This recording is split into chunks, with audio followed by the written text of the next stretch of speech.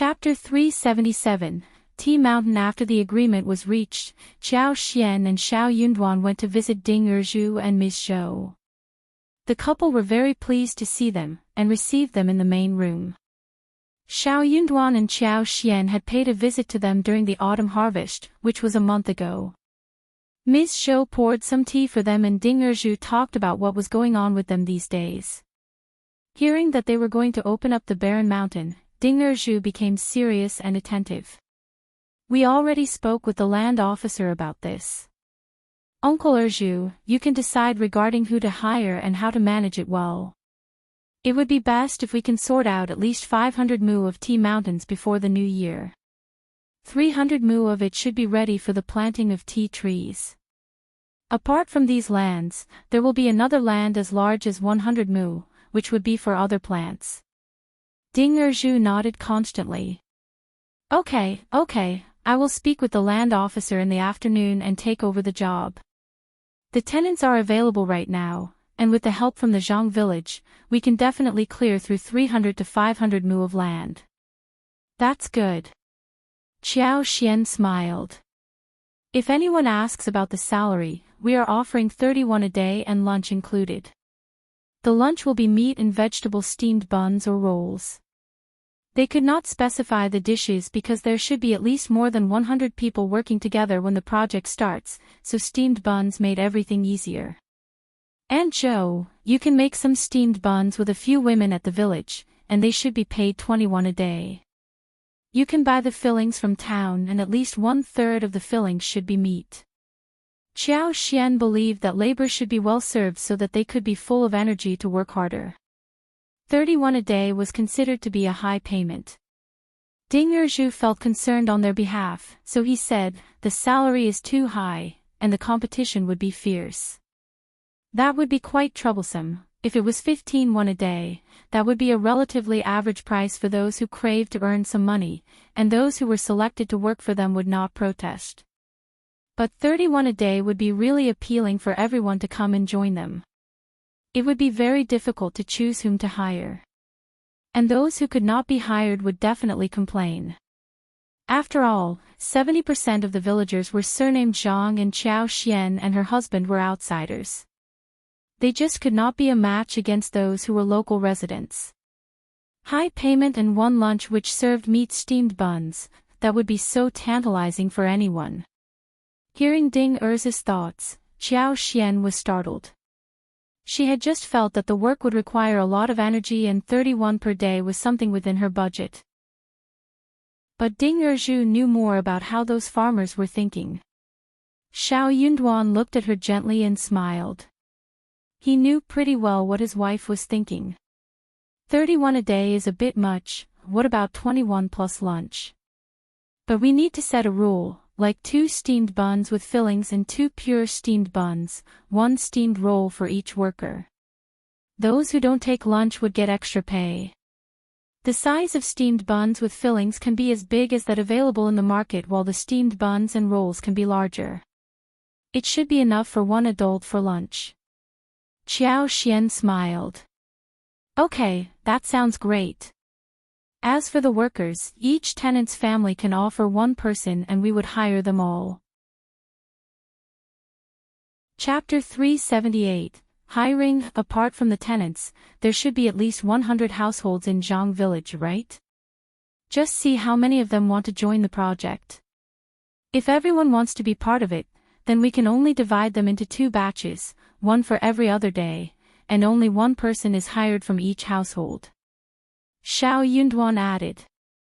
We only need strong young men, and other people can join if a family doesn't have strong, young men. Ding Erzu nodded and said with a smile, Okay, I understand what I should do after hearing your plan. 21 a day with lunch, that is tempting for everyone, except for those who are too lazy to work.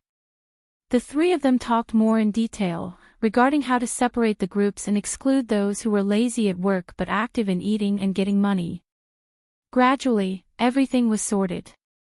Shao Yunduan and Xiao Xian would come to them again after 3 days, when Ding Erzu and the land officer completed the final deal. If all went well, the project could start real soon. Xiao Xian looked at their house and smiled. This house is okay for the moment, but not for the winter. We need to have someone watch over the tea land, and to have grain stored and the creeping figs planted. We will need to have one place for that. When the tea trees are done, we will build a huge house here and both of you can move in.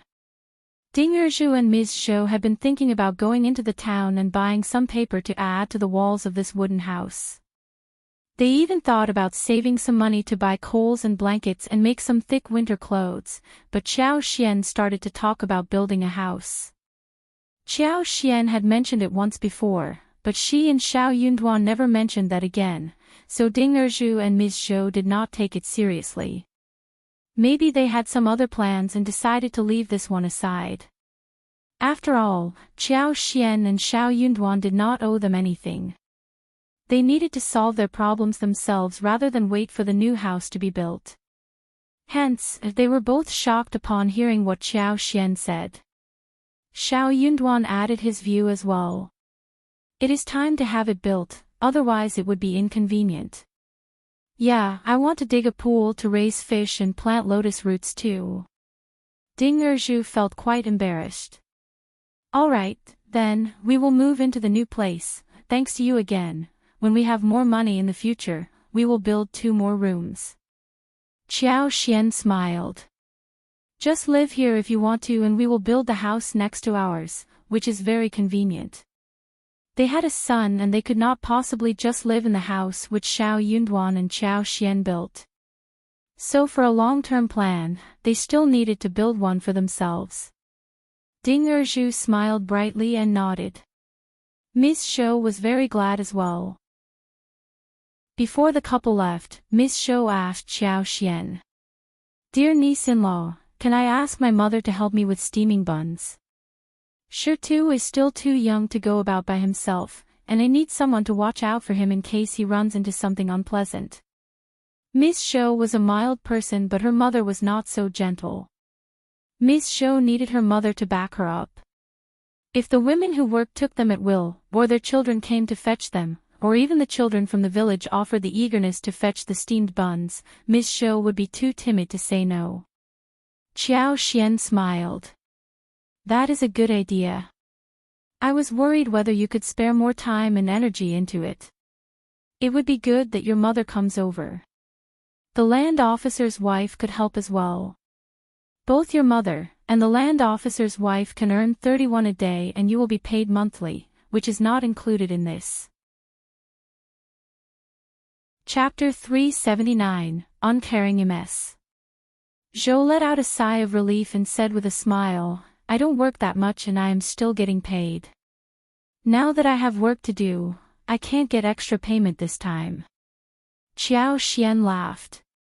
You have helped us a lot. Without your help, we would not have harvested the rice so smoothly. The tenants had no idea who on earth Shao Yunduan and Xiao Xian were, except that they were from outside the village. But for the couple who watched them doing the harvest, they might not have been honest in their efforts. Some might even have harvested some to their own home first. But during the harvest, there was always someone who was watching them work. Ms. Shou and Ding Erju were both quite embarrassed. That is what we ought to do. After Xiao Xian and Shao Yunduan left, Xiao Xian still believed that the payment was quite low. She smiled at Shao Yunduan. If all goes well after we are done, we can even give the red packets to each laborer. I think 51 should be good enough, what do you think? Shao Yunduan nodded and said to her, you can spread the news around, so they may work harder for that goal. Xiao Xian's eyes brightened as she chuckled. Yeah, they should be motivated enough not to cause any trouble or allow anyone else to cause trouble. Shortly after Xiao Xian and Shao Yunduan were gone, Ding Erju went to visit the land officer of the Zhang village. The land officer always believed that Ding Erju was Xiao Xian and Shao Yunduan's relatives, so he treated him very politely. They had a very smooth and happy conversation during the deal. Xiao Xian knew that the local hooligans had some reputation in the village, and the land officer of the local area should be given some extra benefits for containing them. When the land officer got the benefits, Xiao Xian would get him to hire the villagers to work for him so he could be pleased too. Xiao Xian and Shao Yunduan went back to the town, fetched what they left at manager Qin I's place and headed home. Bull cart was a bit slow and Xiao Xian smiled. When the new house is built, let's buy a donkey cart for faster traveling. Shao Yunduan nodded. When the new house was built, they would have a lot of space to put the donkey cart as well. They could not think about buying a wagon, since it was quite difficult to obtain. Even those rich people in town would not be able to afford a horse sometimes. When they went back home, they shared the presents with the whole family. Those presents were of different categories, including clothes, food, and daily necessities. Miss Fong smiled with a sigh. We all have savings, and we can buy what we need ourselves. You don't have to buy us anything. You and Yunduan should save money for future use. Ms. Fong firmly believed that her son would make it to the next level and his studying would cost a lot of money. Xiao Xian smiled. Don't worry, Mom. We barely spend any money, and we have savings as well. Also, we are making a lot of money too, right? Ms. Fong chuckled. True, and that is all because you helped us with it. Miss Su was very delighted. She had been thinking about making winter clothes, either with her own money or the shared savings. But Xiao Xian had brought so many materials home, even cotton. That saved her a lot of money. Young Xiaoni was glad too. She placed the garment on herself, asking her husband if she looked nice. Chapter 380, Unwatchable. Shao Sanlang nodded and kept speaking highly of his wife's good looks. Young Xiaoni felt bashful. Her cheeks were flushed but her eyes were sparkling, and she smiled brightly. Miss Fong did not look at them while the rest pretended not to have seen the whole episode. The couple had always been like this and the rest of the family was used to it by now. 3 days later, Xiao Xian and Shao Yunduan went to the Zhang village with the required money. They finalized the deal with Ding Erju, Ms. Shou's mother, land officer and his wife regarding opening the barren land. All the villagers at the Zhang village were glad about this project and almost every household applied to work on it. So, they were divided into 2 batches and took turns in doing the labor work. The land officer received a huge red packet and he was highly motivated. He said that he was going to watch over everybody so that nobody would get lazy during the work hours. Hearing that there would be an even bigger red packet after the project was done, the land officer became even more delighted. Xiao Xian smiled.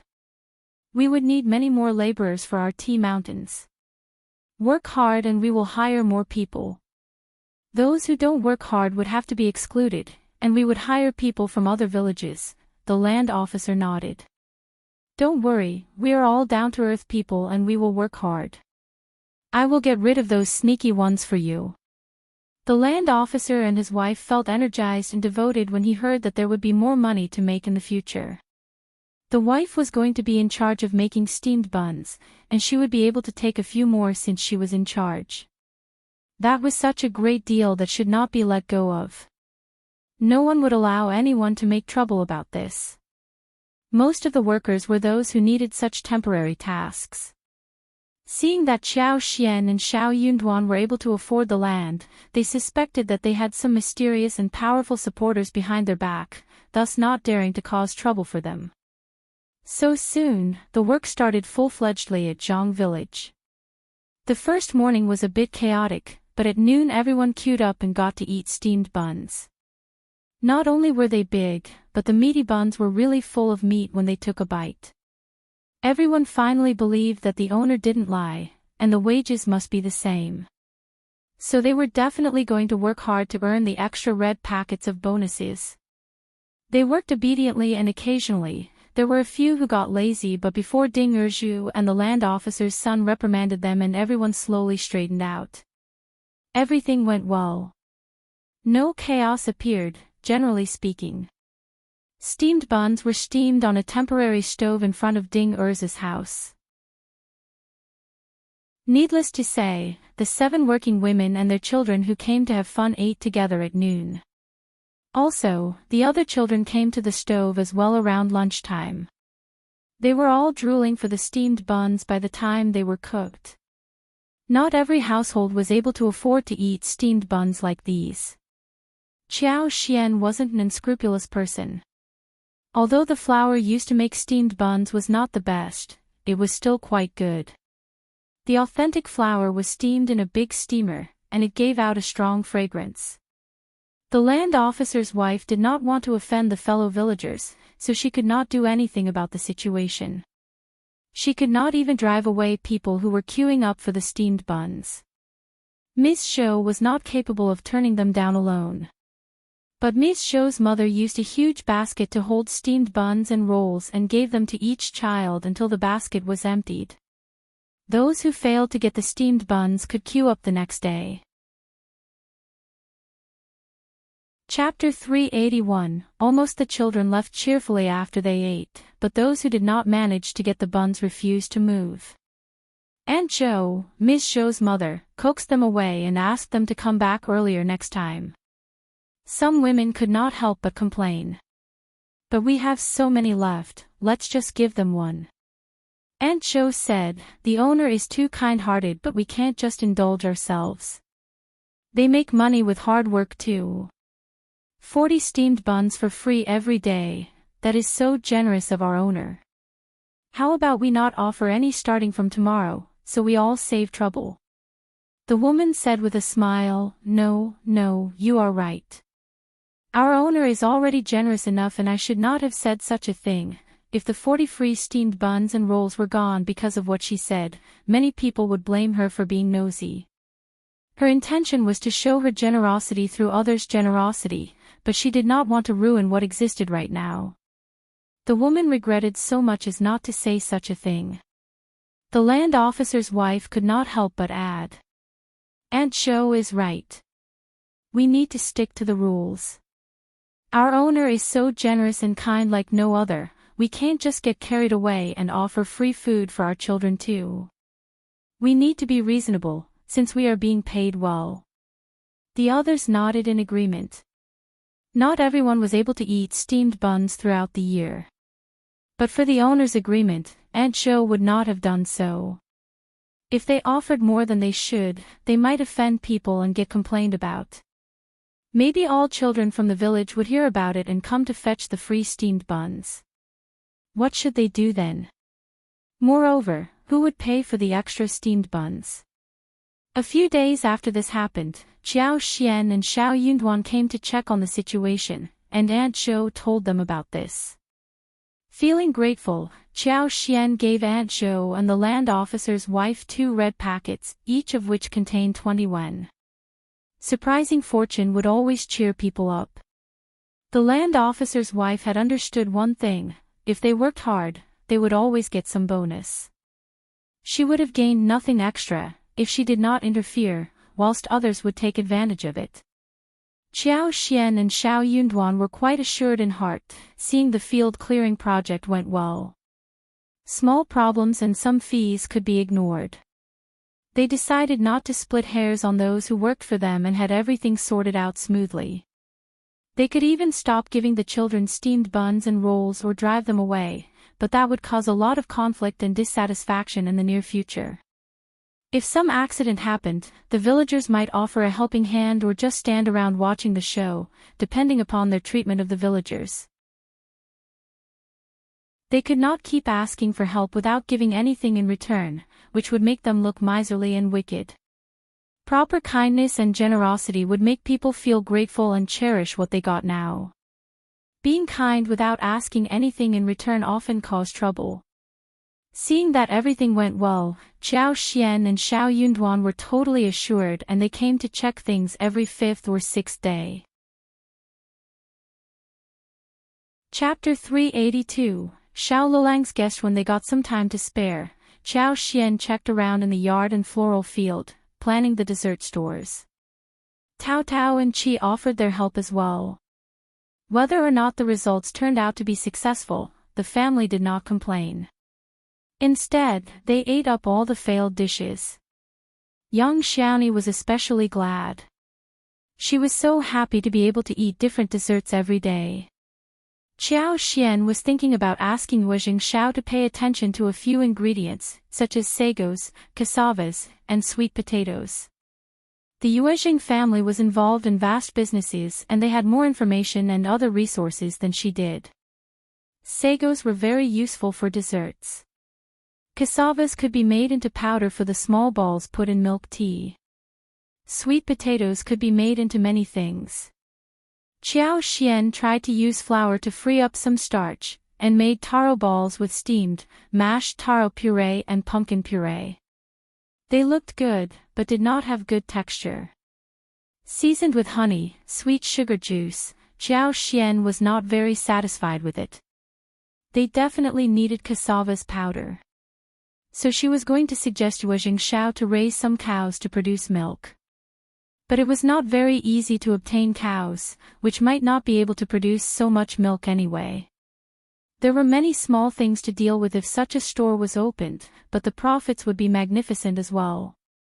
Seeing that there were not so many fish remaining in the tank, Qiao Xian decided to go to the river to fetch some fish in the afternoon with Qi, Tao Tao Yang Xiaoni and Shao Sanlang.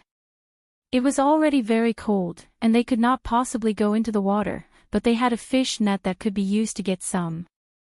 But by lunchtime, Shao Liulang suddenly arrived with a strange-looking young master. Yang Xiaoni went to open the door and she was very startled seeing the two young men. Shao Liulang looked quite proud. "Fifth cousin, are you here? My friend and I are here for a visit." The young man next to Shao Liulang was wearing a sapphire blue satin gown with a cross collar, and his hair was tied high. He was about 22 or 23 years old.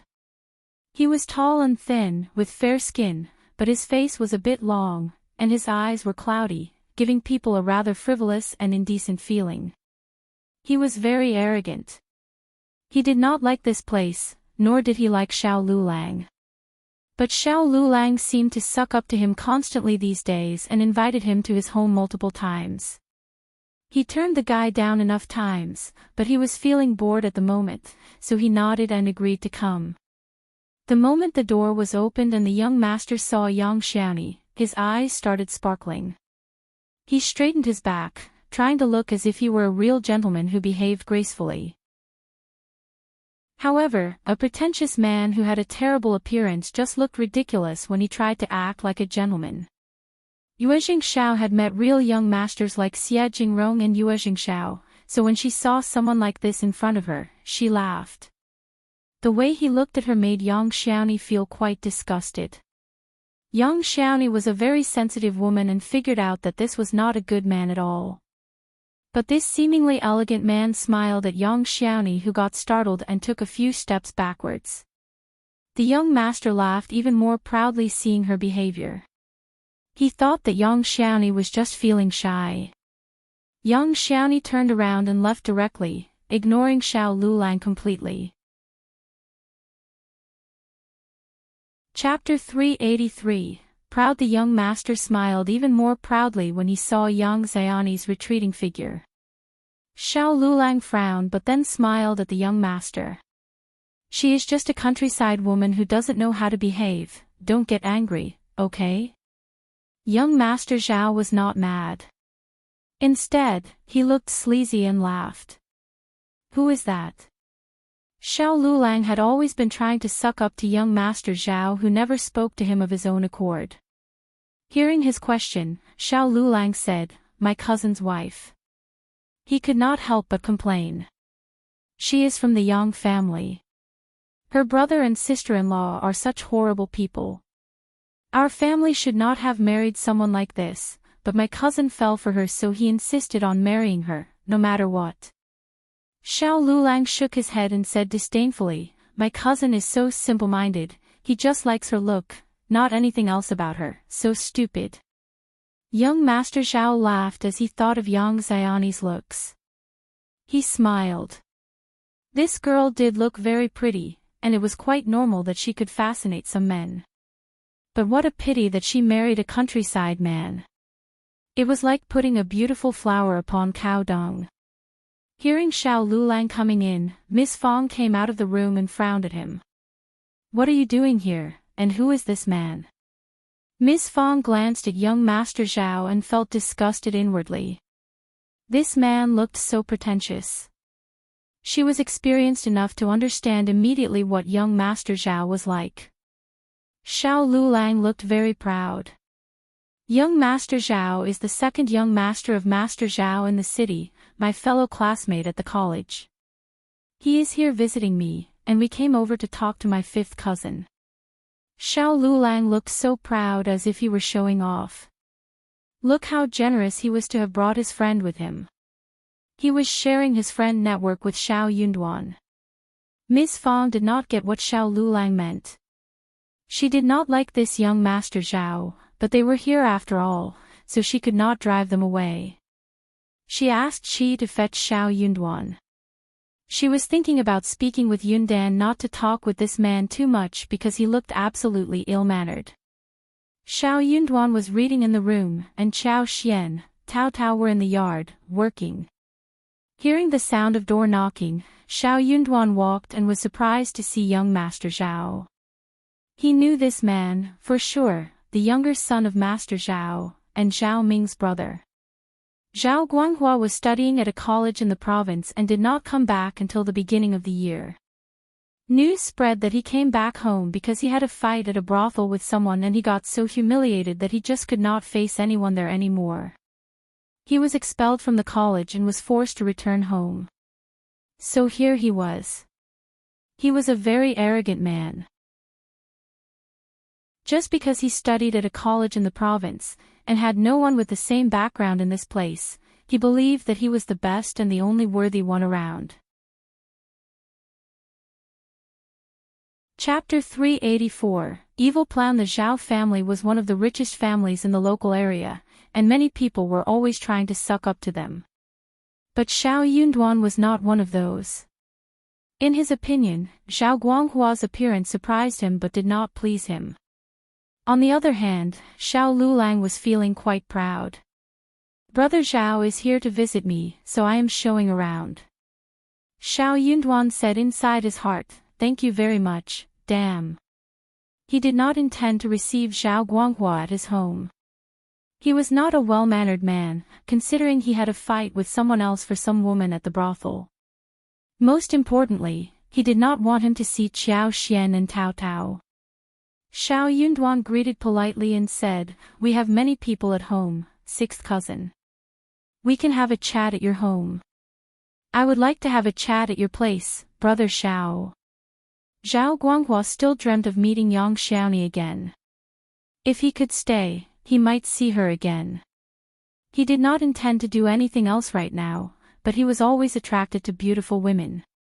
As he thought about how favorable he might look compared to the farmer she married, he believed that Yang Xiaoni was definitely going to love him deeply, and regret having gotten married so early. In this way, he would feel really satisfied and proud. If he could at least speak with Yang Xiaoni, then he would be content and feel a little smug. Shao Liulang also intended to go home, but hearing what Zhao said, he replied. We can definitely sit at your home to chat.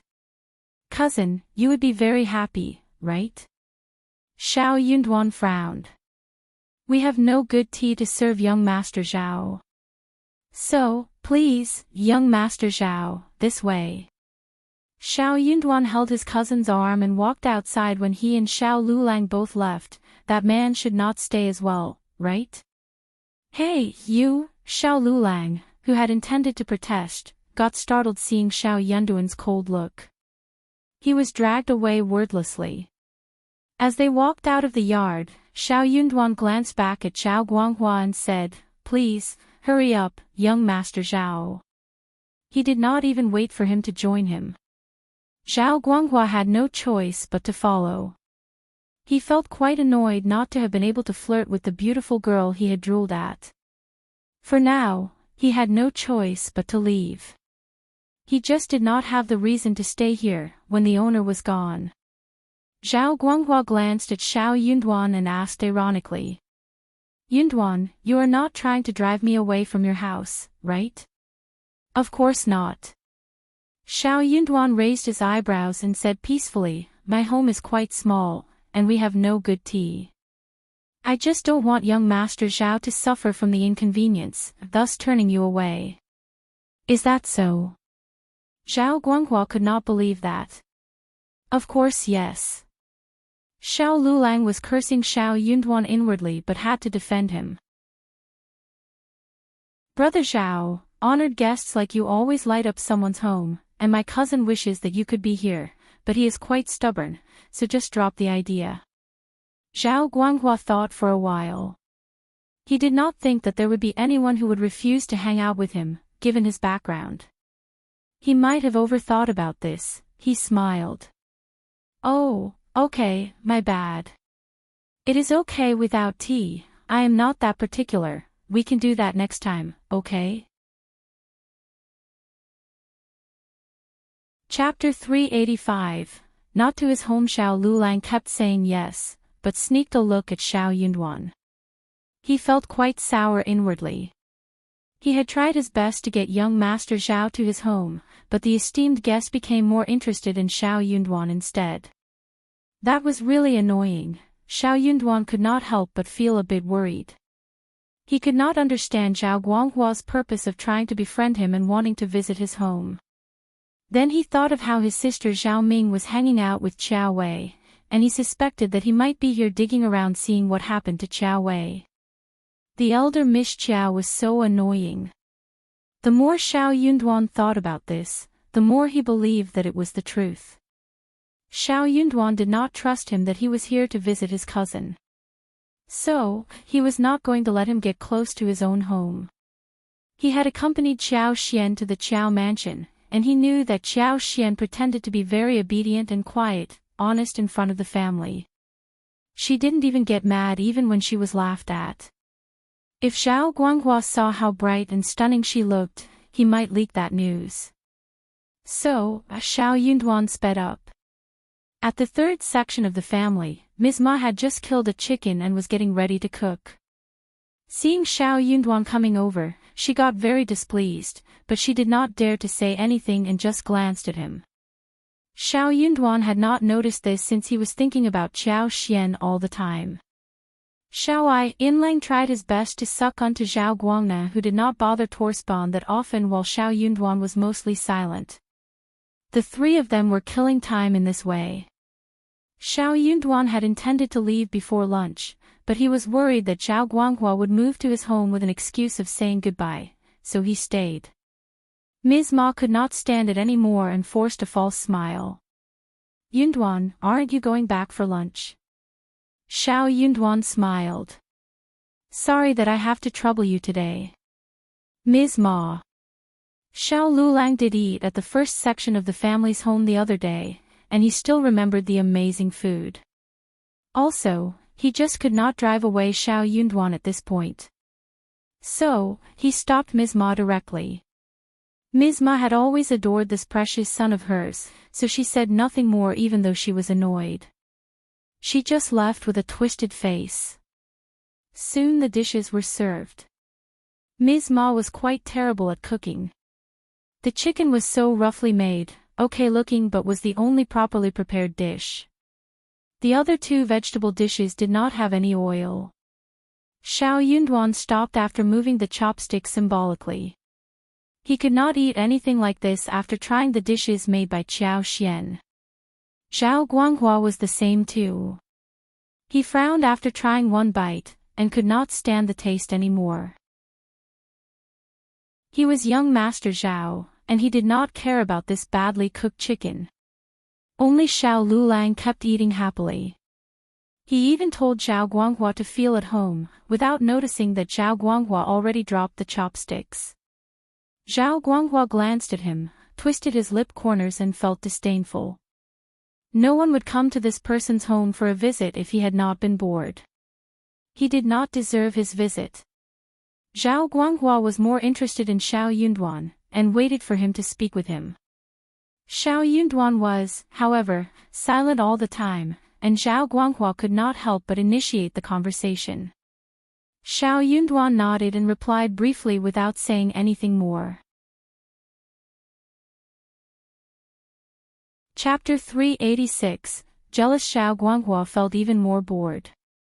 These two cousins were quite funny. One was overly passionate to flatter him, the other was completely silent. He never would have believed that Shao Yunduan was trying to ignore him. He was young Master Zhao. Feeling bored, Zhao Guanghua left the place after the meal. He was out for fun, and if he could not find it, there was no point in being here any longer. He could not find anything interesting here at all. Shao Liulang just could not keep him. Zhao Guanghua decided not to speak with Shao Liulang anymore, but he thought of Yang Xiaoni and intended to have some conversation with her in the future. Shao Yunduan let out a sigh of relief when that man was gone. He hoped that this man would never come back. Shao Liulang felt quite angry. Fifth cousin, you have behaved terribly. Brother Zhao doesn't come to us often, and I let you eat with him. Why did you show him a cold face? Shao Liulang believed that it was Shao Yunduan who gave Zhao Guanghua the cold shoulder, because of which he left so quickly. Shao Yunduan was not bothered to talk about this. He reminded him. I believe that you know why Zhao Guanghua came back home from the province's college. He is so frivolous and arrogant, not a very good person to befriend. You better stay away from him. Shao Liulang was not bothered to hear these words of his. That is just a rumor, why do you choose to believe it? I like Brother Zhao. He is friendly, warm and not at all arrogant. You must be jealous of me, right? That is your problem. You aren't the only person who can hang out with rich young masters. I can too. Shao Yunduan. Shao Yunduan did not like to teach anyone. He was not Shao Liulang's father and he already told him what he should hear. But now he was being accused of being jealous, then what was the point of continuing? There was no need to say anything more. Whatever you like. Shao Yunduan left from there directly. Seeing his retreating figure, Shao Liulang just did not know what to do. How dare he must be jealous of me. Yes. As he thought about this, Shao Liulang could not help but feel happy that he finally befriended a rich person. The plan of building a new house at the first section of the family was finally going to be realized. They wanted to build a house soon so they could move in before the new year. Eldest uncle suggested adding 2 new rooms next to what they had now. But the family believed that they should demolish the present structure and build a new one. Feeling alone, elder uncle got very angry. We don't have the money. Qiao Xian smiled and said proudly, Dad, money is not the issue. That made the eldest uncle feel even worse. That is your money, not the family's money. Qiao Xian felt quite surprised. Her father-in-law was not greedy at all. She was offering to share her money with the family, and everyone else should be glad about it. In fact, other people might be worried that she would regret that. Qiao Xian felt a bit complicated at heart, not knowing what to say about him. Dad, it is the same thing. What matters is to live a happy and cozy life, right? Also, my husband will take care when he becomes a promising man. 1 a.m. just Gaelm Trus Ania 01 time roar you. Or, my Newsdana can give CNE money back to me later. The others nodded in agreement. Anyways, everyone except for him knew that it was Miss Fong who was putting in the money for the new house, not Qiao Xian. Chapter 387, Speechless, but they decided not to say anything about it. After all, they wanted to live a peaceful life, rather than get bothered by unnecessary trouble that ruined their mood. Eldest uncle was speechless. Whatever you like. Miss Fong struck the table resolutely. Done. However, when the old house was demolished and a new plan was made, they needed to find a place to live temporarily. Well, they could have borrowed some empty place from the second and the third section of the family, but they would never let it happen. They did not want to be taken advantage of by their relatives. Apart from eldest uncle, no one from the first section of the family would be interested in sharing a place with the second and third section of the family. In the end, Ms. Fong went to speak with the land officer and the clan tribe, so the whole family decided to have a temporary place in the empty house next to the ancestral hall. They could carry all the stuff and luggage there. A temporary hut could be built as the kitchen. Hearing that the first section wanted to build a new house, the whole village was shocked. The first section of the family has really flourished. They are building a new house. Yeah, where did they get that money from? But they have more and more people moving in, and they need to have new places for those upcoming grandchildren. It is more than building 2 extra rooms. They are building a completely new one. And they even bought a lot of land around the house. How big will that house be?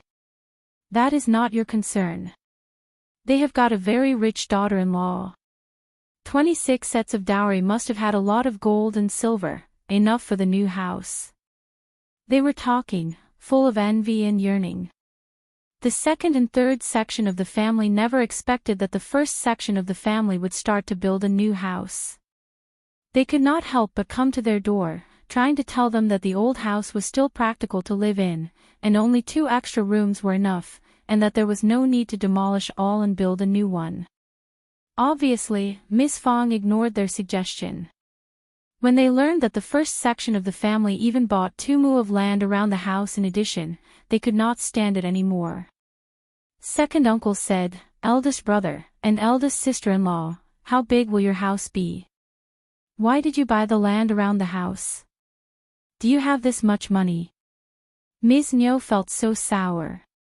"If you can make money, please let us know about it too. We need a new house as well." Ms. Fong smiled and ignored them.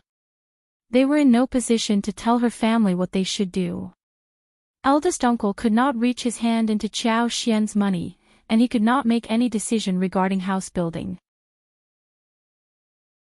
So when his brothers came and asked him about it, he had no choice but to say that it was because the old house was too small for them to live in, and that they were doing this for their grandchildren's sake. When the second and third section of the family asked about how they made money, he stopped himself from saying anything further. He did not dare to tell them that Xiao Xian was paying half of the amount and the other half was earned through selling valuable things. He did not want his brothers to blame him. But the second uncle found his silence even more suspicious. They believed that he must be hiding something, so they were not very happy when leaving the house. However, the house to be built by the first section of the family not only included more than 2 mu of land, but also covered the yard of the neighbor's house, a small vegetable garden and a small piece of open space around the neighbor's place, which came up to a total of more than 4 mu.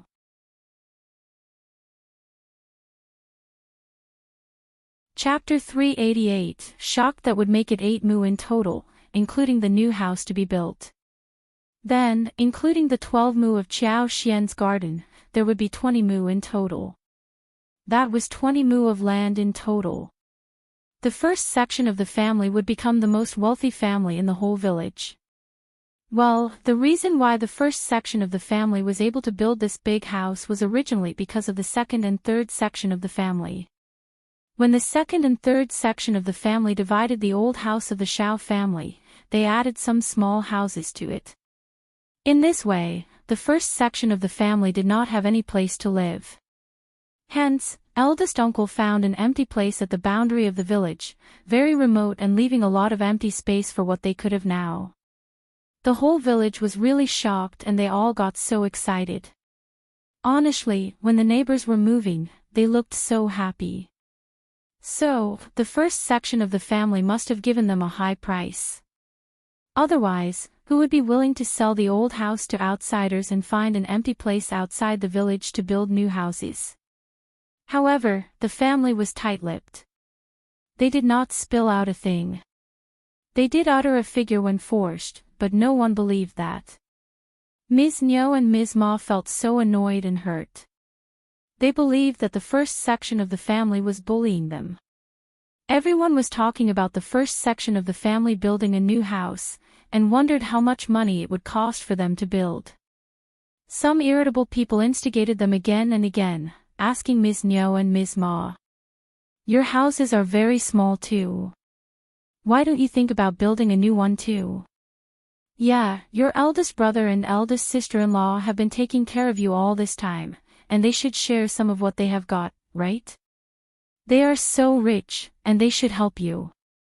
Both their faces turned red. Ms. Fong was not going to help them with money, not at all. The most annoying person was Miss Chiao, who kept taking Miss Fang's side, because of which Miss Fong started to ignore them. But with little hope in their hearts, the second and third section of the family all rushed to the first section of the family. Eldest brother, Liulang is getting married in the new year and we don't have a new house for him. We need to build one room. What about sharing some of what you have left behind with us? Yeah, eldest brother, Liulang is your nephew, the child of the Shao family. Getting married is a huge thing and you must help us. Ms. Nyo said this and glanced at Ms. Fong, who seemed to hear nothing and kept working on the sole of her shoes. Ms. Fong ignored them. They could say whatever they wanted. She was not interested in anything they had to suggest. Liulang did not know what to say, so he left. Shao Sanlang and Shao Yunduan, Qiao Xian and Miss Su were all there. They wanted to watch the show, and also did not want Miss Fong to be bullied. Third uncle also joined in and tried to convince the eldest uncle. Third uncle thought that if his eldest brother helped the second section of the family, he would help the third section of the family as well. Young Xiaoni was shocked. No wonder Yang Liang and Ms. Tian could not cause any trouble here. Her mother-in-law knew exactly how to deal with the situation. Sweat ran alongside eldest uncle's forehead, as he staggered. Ms. Fong, I don't think that building one more room would cost that much. What about, if it doesn't cost that much, they can build it themselves? Ms. Fong sneered.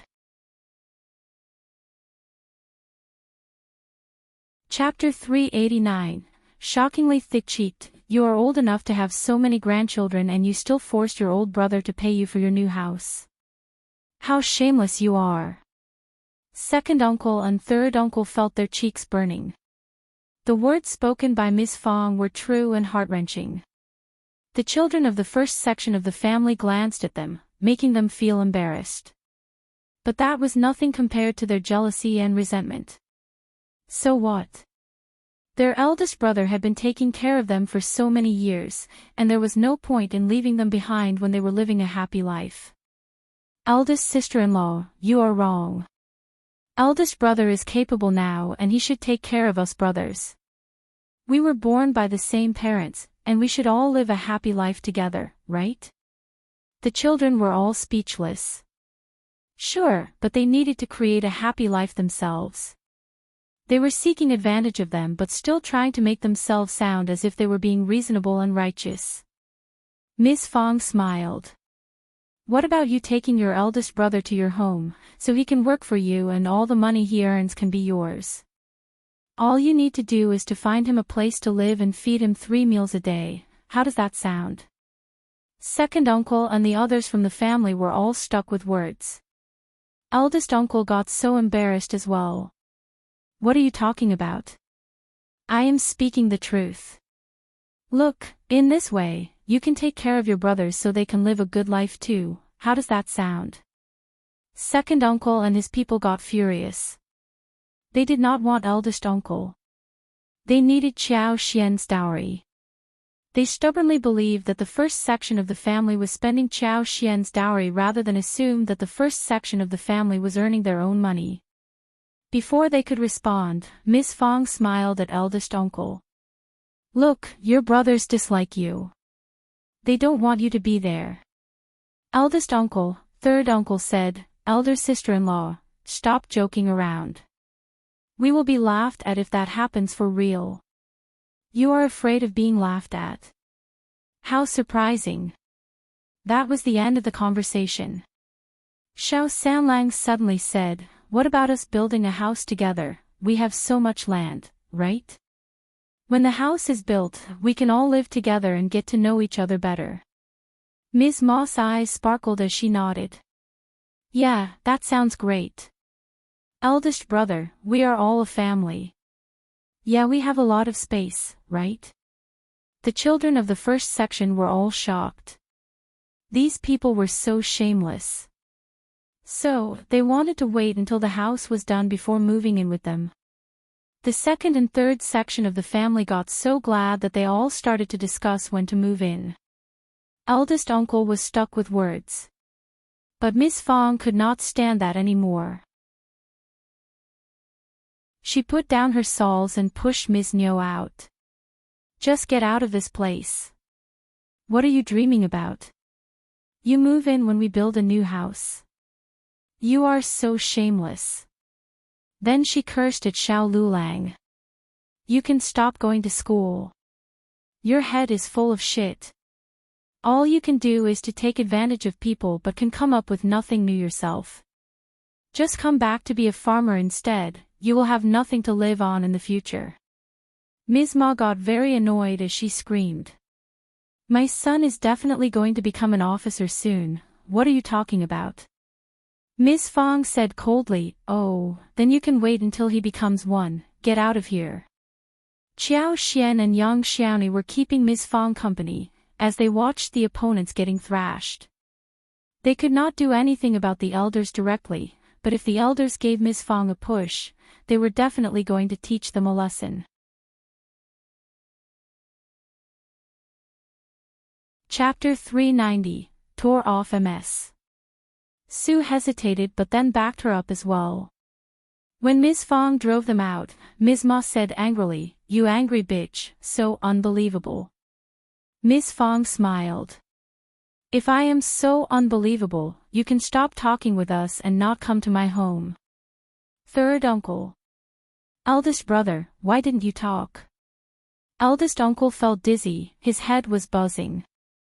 He felt rather messed up. He was very sad about how such a family could become like this. He really wanted the whole family to live in harmony, but it never was in harmony. Ms. Fong argued with him fiercely, and the whole family disliked him.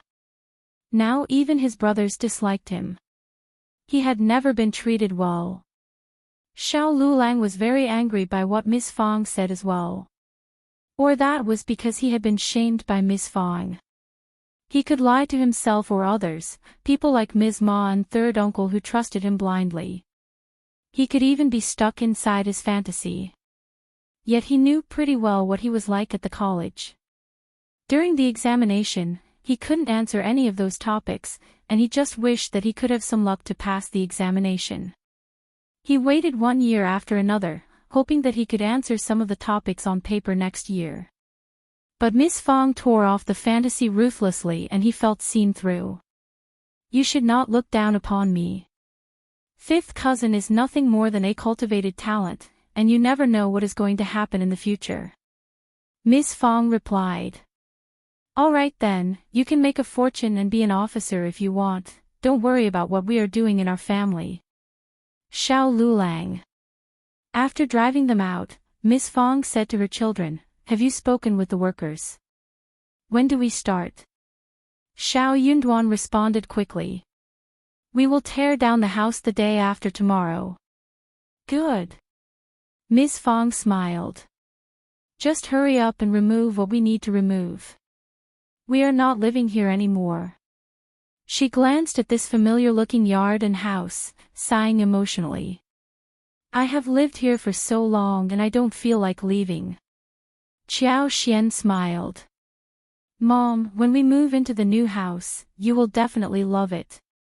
We are going to use the best materials and the house should be intact even in a dozen years. Ms. Fong smiled. That is great. They spent the next 2 days moving stuff to the ancestral hall, and it was very messy at home. They needed to hurry up with moving, since the demolition started the day after tomorrow. They all went down to doing their own tasks. Ms. Fong glanced at eldest uncle. Don't blame me for pushing them.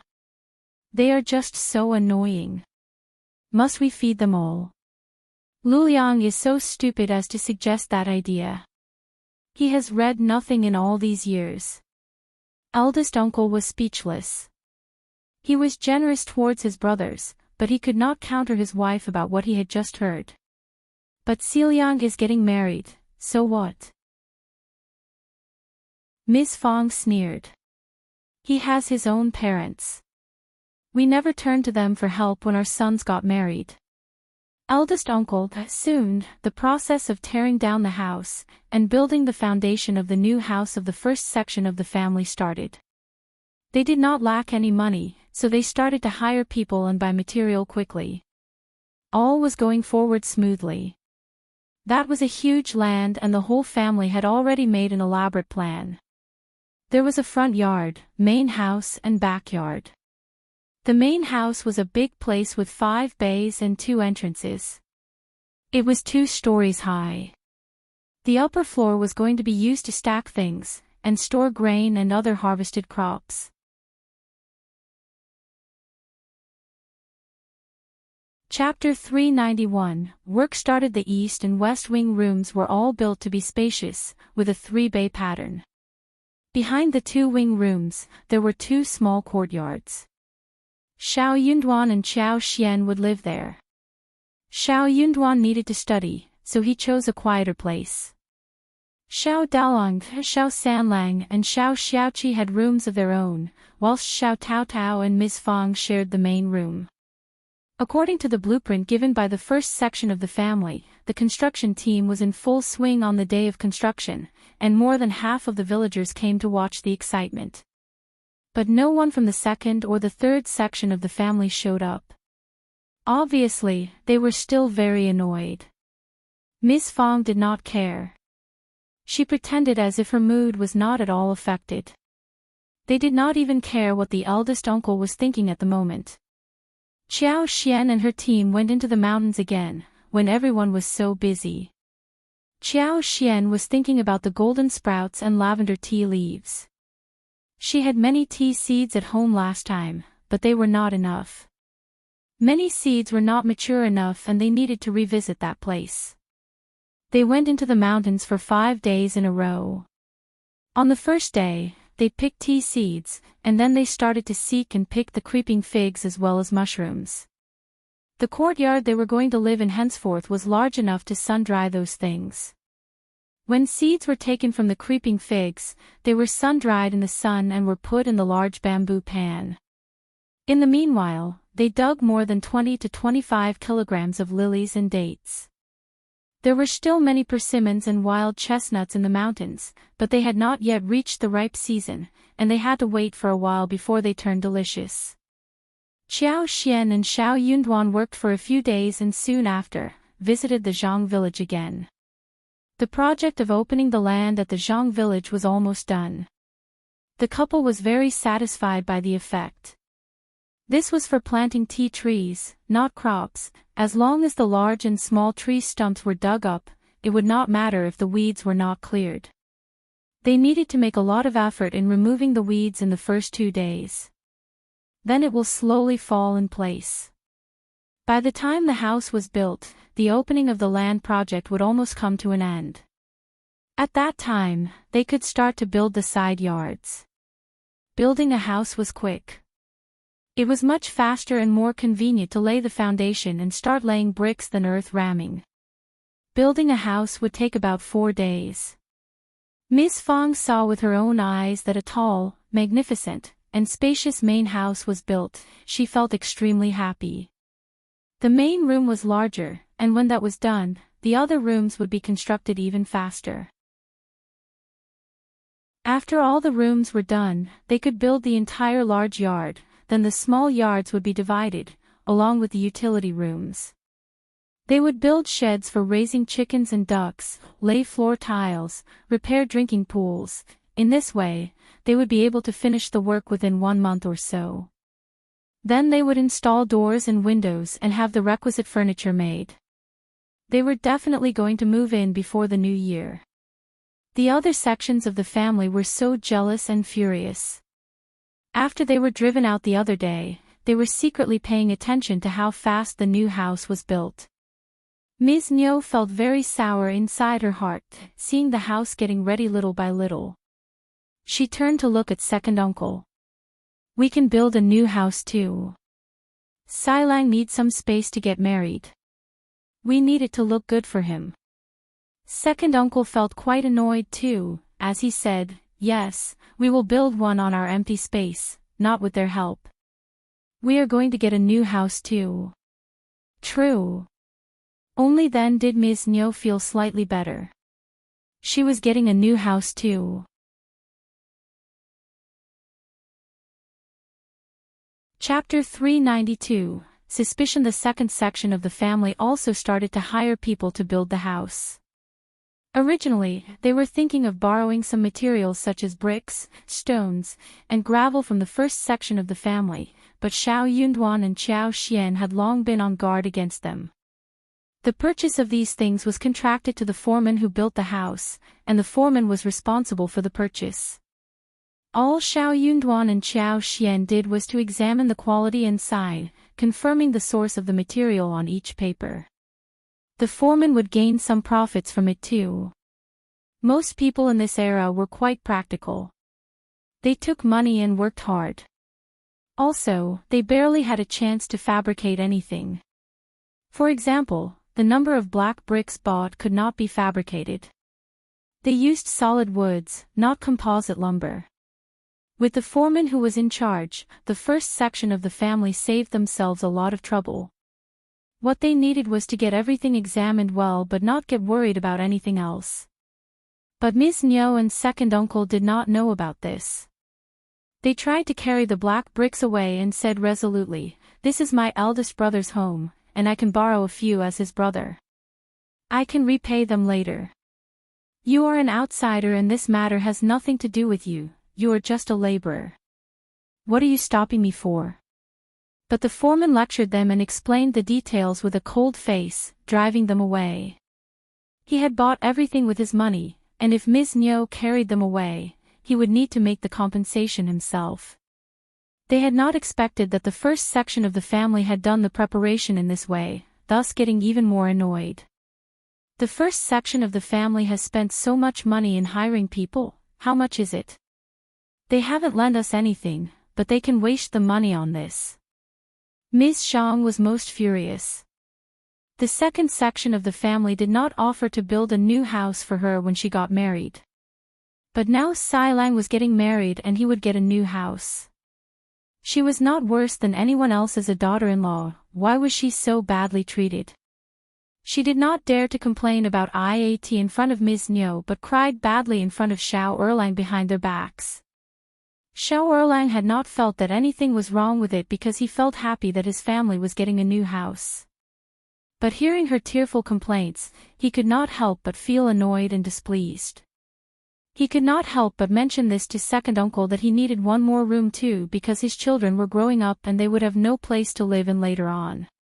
Second uncle and Ms.Mi, who were still annoyed by not being able to get anything from the first section of the family, lectured Shao Erlang on hearing what he said. One room was already so difficult for them, how could they afford two? They would talk about building new ones in the future. Ms.Mi was sure that it was Ms. Zhang who would have mentioned it. So she lectured her and gave her a hard time for a few days in a row. Ms. Zhang felt so upset that she cribbed about Ms.Mi and second uncle as well as the first section of the family. But for the stingy first section of the family, nothing like this would have happened. On the other hand, the first section of the family had no idea what was going on with the second section of the family. Despite shifting to a new room, Shao Yunduan was still reading, memorizing books most of the time, whilst Xiao Xian took a break and went into the mountains again. Xiao Sanlang and Yang Xiaoni kept her company on some occasions. Xiao Xian and her team did not go into the deep section of mountains every time. There were many mushrooms in the forests as well. They could see the creeping figs every now and then, and she was able to find them easily. There were many wild fruits in the mountains too, ripe with a sweet and sour taste. There were a lot of fun things in the mountains.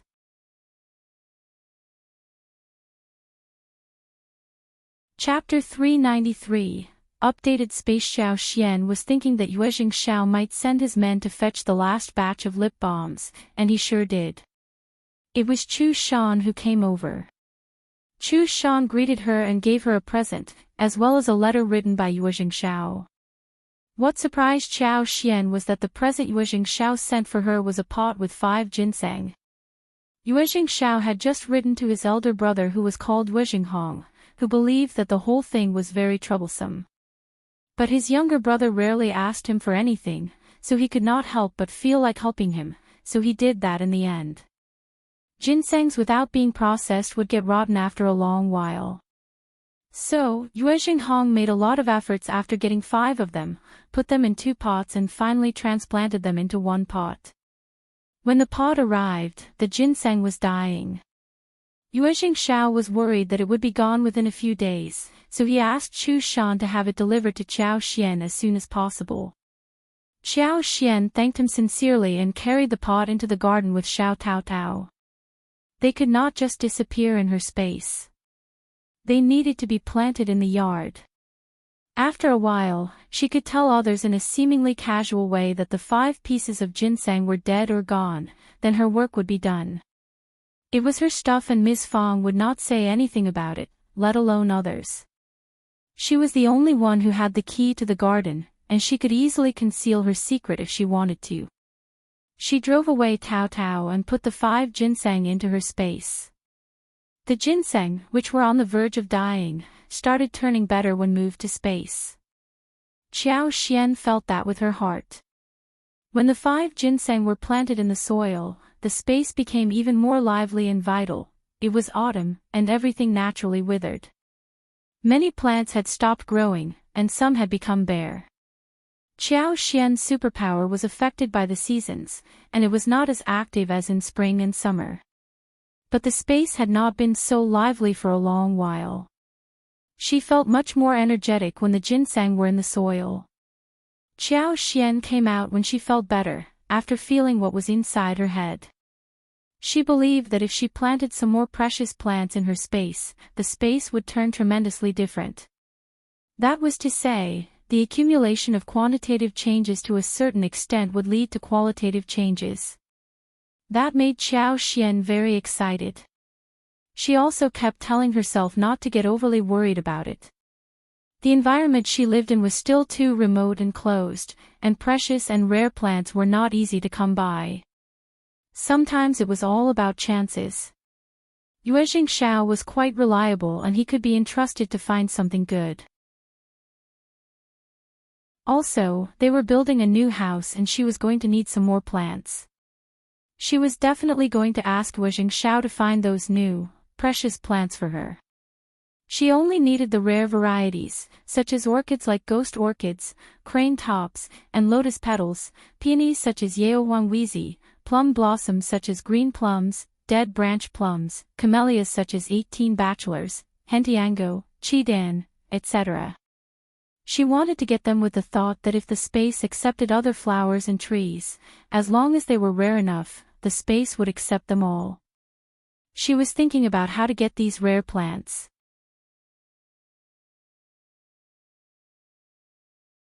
Chapter 394. Into province. These precious flowers and trees could only be obtained by famous and wealthy families. There were very few transactions of these kinds in the flower and tree market. After all, ordinary people could not afford these things. Only rich and powerful families could spend a lot of money to buy them and carefully cultivate them. Money was not the initial condition. It was just a method to get through. The atmosphere seemed a bit strange as she went home.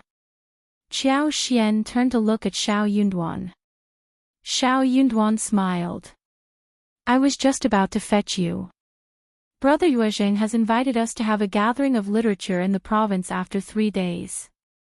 Do you want to join us? Chao Xian's eyes sparkled, of course. She could hopefully find precious flowers, shrubs and trees there. She would be too stupid to refuse the invitation. Of course. Chao Xian nodded as she smiled. Young Master Yuezheng mentioned that the gathering should be of great importance. You should not miss it. Shao Yunduan nodded. That is exactly what I think.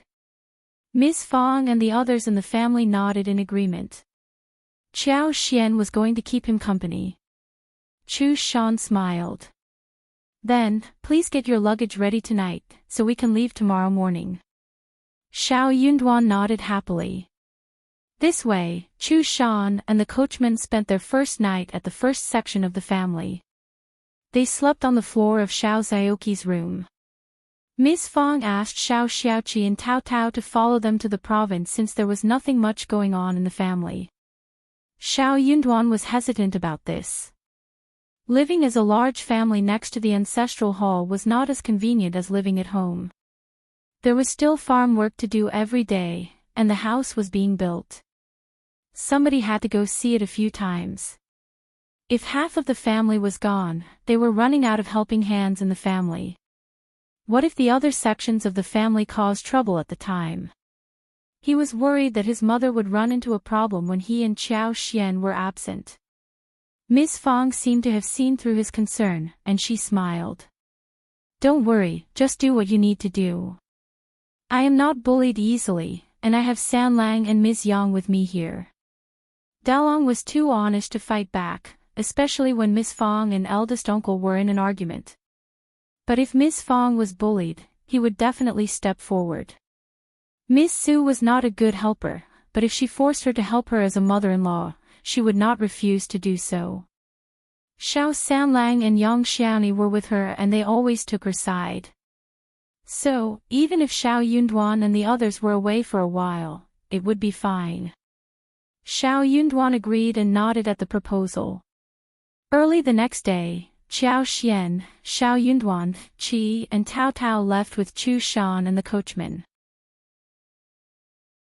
After breakfast, Ms. Su, Yang Xiaoni were doing housework, whilst Ms. Fong was taking care of her grandchildren as Shao Dalong and his brother went to check around the new house before heading to the mountains for wood chopping.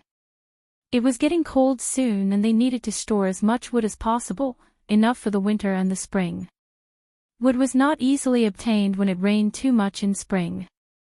Ms. Fong looked and saw Shao Liulang in front of him. Oh. What are you doing here? Ms. Fong sounded calm but she looked very cold. This man had the audacity to suggest moving the whole family together after their new house was built. Ms. Fong looked down at him to an extreme degree.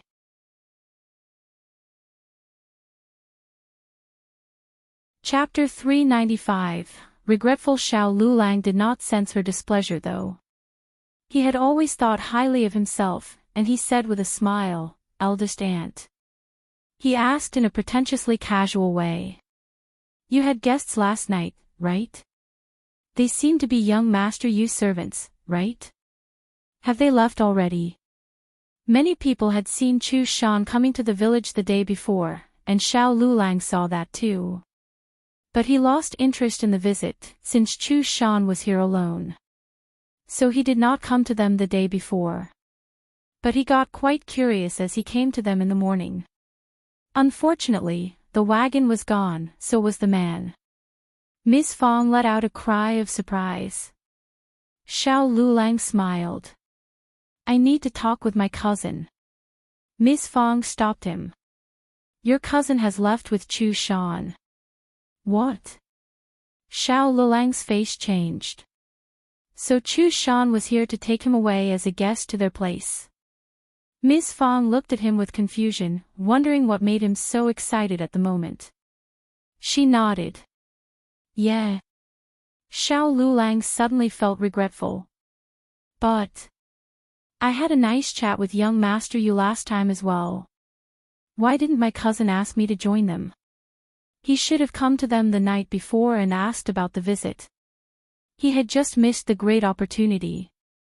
Ms. Fong was speechless.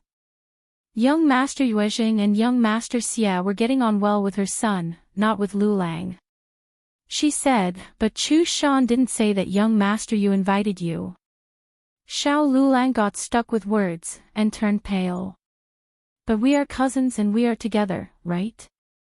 Ms. Fong found it hard to counter him about this, so she let out a small, okay, and said nothing more. Shao Liulang had no idea what else to say. What could he do since the wagon was long gone? He could try to chase the wagon. But he would not be able to catch up at all. He wanted to lecture eldest aunt but he did not dare to. Shao Liulang thought of an idea and said, "Where does young master you live?" Ms. Fang understood clearly what he wanted to do, and replied with a smile. "One have no idea." Shao Liulang. Shao Liulang felt that Ms. Fang was lying, but he could not prove that. "You really have no idea?" "No." Shao Liulang got so annoyed as he said, "Can you swear on that?" Ms. Fang threw a look at him. "What is wrong with you? I would be mental to swear on this. Just leave me alone. Honestly, you can't do any labor work and just read and write. So, you should just stay in the room and read on your own. What will you do if you don't pass any examinations?" That was so heartbreaking for him to hear. Shao Liulang. He felt even more annoyed. Shao Liulang felt regretful as he came back home in distress. Ms.Mi asked him about it in concern. Shao Liulang did not want to mention it but he could not help and complained to Ms.Mi. Ms.Mi did not feel any sympathy but snapped angrily. "They are just showing off. They have rich friends, but so do you. Just ignore them. If you feel bored, go and visit young Master Zhao again." Shao Liulang was startled. In fact, he understood clearly that his relationship with Zhao Guanghua was totally different from Shao Yunduan's relationship with those two young masters. But he did not want to admit that.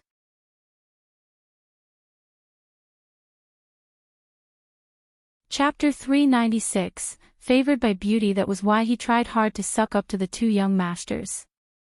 He somehow believed that if the two young masters befriended him, he would have a lot of wonderful things coming to him in the future. Zhao Guanghua was different from them. But he could not just say that out loud. His mother would not understand. Bothered and flustered, Shao Liulang could not stay at home and went to the Zhao family for real. Zhao Guanghua was feeling very bored at home. When he heard that Shao Liulang had come over, he laughed and ordered him to come in. Now he had someone whom he could tease for fun. However, Shao Liulang ran into Zhao Ming when he was at Zhao Guanghua's place. Shao Liulang was shocked by her looks. Zhao Ming saw him as well. She felt flattered to have fascinated a dumb man like him. She smiled at him purposefully and left. Zhao Ming's smile made Shao Liulang's head buzz. He was totally distracted, and after a few moments, he became really happy. The elder miss of the Zhao family smiled at him. Did she fall for him? That must be it. Shao Liulang couldn't stand the excitement arising inside his head. He almost burst out in laughter. Since Zhao Guanghua did not witness what happened, he wondered what was wrong with this man. Qiao Xian and Shao Yunduan, as well as their family, arrived in the province before the day turned dark. It was an early winter day, and they eventually managed to go through the gate before it closed. Chu Shan drove them to the hotel where they had lived last time. Yuezheng Shao had already booked the room for them. They thanked Chu Shan and checked in. It was a quiet night.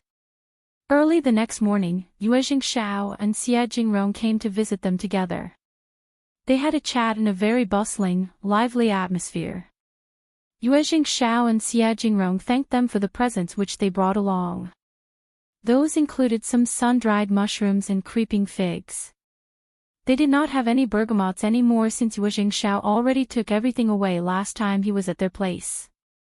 All kinds of dried mushrooms were fine, and jelly was still a new product. As expected, Yuezheng Shao liked it very much. Last time when he brought some fresh ones back, Yuezheng Shao specially gave them to his mother and sister-in-law. Xie Jingrong also ordered someone to make jelly, added various chopped nuts or fresh fruits, and a little crushed ice. The ladies in the family loved it, asking him when he would be able to bring some more back. Qiao Xian and Shao Yunduan had a few with them this time. The gathering took place after 2 days and it would last for 3 days in a row. Xie Jingrong told Shao Yunduan about some important figures as well as the whole process and the regulations. Yuezheng Shao was not interested in what was happening between scholars, so he started to talk about lipsticks and dessert stores with Qiao Xian instead. They had no flowers for lipsticks right now, so Yuezheng Shao decided to release the lipsticks which they had in stock regularly so they could stretch it out until the new ones arrived. Qiao Xian gave him 500 lip balms to fill the shortage of lipsticks. Yuezheng Shao planned to customize some crystal, jade, gold, and silver lipstick tubes inlaid with gemstones. Rare things were more expensive, and he would try to sell them at high prices. He wondered if Qiao Xian would agree to that. Qiao Xian was shocked. The Yuezheng family was indeed a wealthy business family with not only a huge background, but also ideas and abilities. Some very wealthy ladies would expect their things to stand out from the ordinary ones.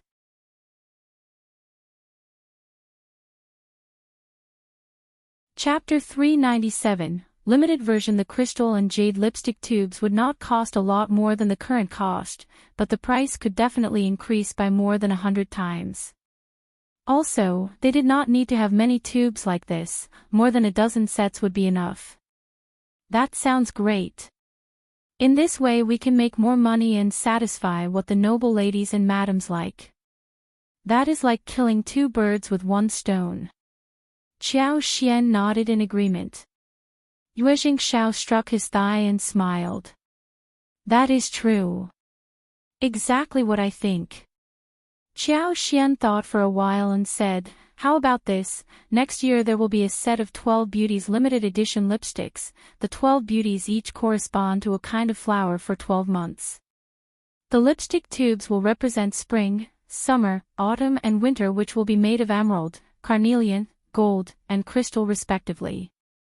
The tube will be carved with patterns of beauties and flowers, inlaid with various pearls and gemstones. 3 pieces will be released in 1 season, and the whole set can be collected in 1 year. 3 packs can be sold at one go, and more effort should be made on the packaging. We can draw patterns and ask famous artists to sell them. You must make sure that it is exquisitely made. As for the price, I'm not an expert on it, so it's fine for you to decide. Yuezheng Shao's eyes sparkled when he heard the idea. He patted the table in delight. That is a great thought. We are definitely going to do this. Let's release a set of 12 beauties, limited edition first, then I'll find someone to figure out a more elaborate idea later. After that, we can launch some other series. Think about it slowly. This way we're going to earn a lot of money. At that time, after deducting the cost, we will share the profit equally. Yuezheng Shao already had an idea about the pricing. He decided to sell the lipsticks with cost included at more than 3,000 liang for 1 lipstick. Since it was a limited version, he would at most produce 10 sets so they could look rare. He was sure that they would be very well received. They did not need to worry about not being able to sell them. 10 sets for the 12 beauty series with 12 lipsticks for 1 set would earn them so much. The 2 money lovers started to discuss the plan in detail. They did not stop until it was time for lunch. Xie Jingrong had already booked the restaurant, and they all headed there. Inside the elegant room, Shao Yunduan was shocked hearing what Yuezheng Shao said about the limited version of lipsticks. Xie Jingrong spoke highly of the idea when he heard about it. 12 beauties and 12 famous flowers would be drawn by famous artists, and the outer tubes would be made by famous craftsmen. The gold, jade, and crystals corresponded to the 4 seasons. They were luxurious and elegant enough, and will work perfectly as limited versions. Rare things were always more expensive, and they would definitely be sold. A few thousand liang was nothing in rich people's eyes. After all, real rich people had so much money to spend that it simply could not finish. Hearing that it was Qiao Xian's idea, Xie Jingrong could not help but look at this girl with admiration. The county magistrate was totally blind to alienate and dislike this daughter of his. If he had treated her well and taken her as an advisor, he would have been promoted and made a fortune and fame long ago instead of trying to stick up to powerful and rich people in this humiliating way. Shao Yunduan was a learned man, but he just could not believe that someone would spend this much money upon buying one lipstick like that. It sounded ridiculous. But Shao Yunduan could not help but feel emotional when he saw how confident Yuezheng and Yuezheng Shao were when they talked about selling these lipsticks. He simply could not understand what was up with rich people.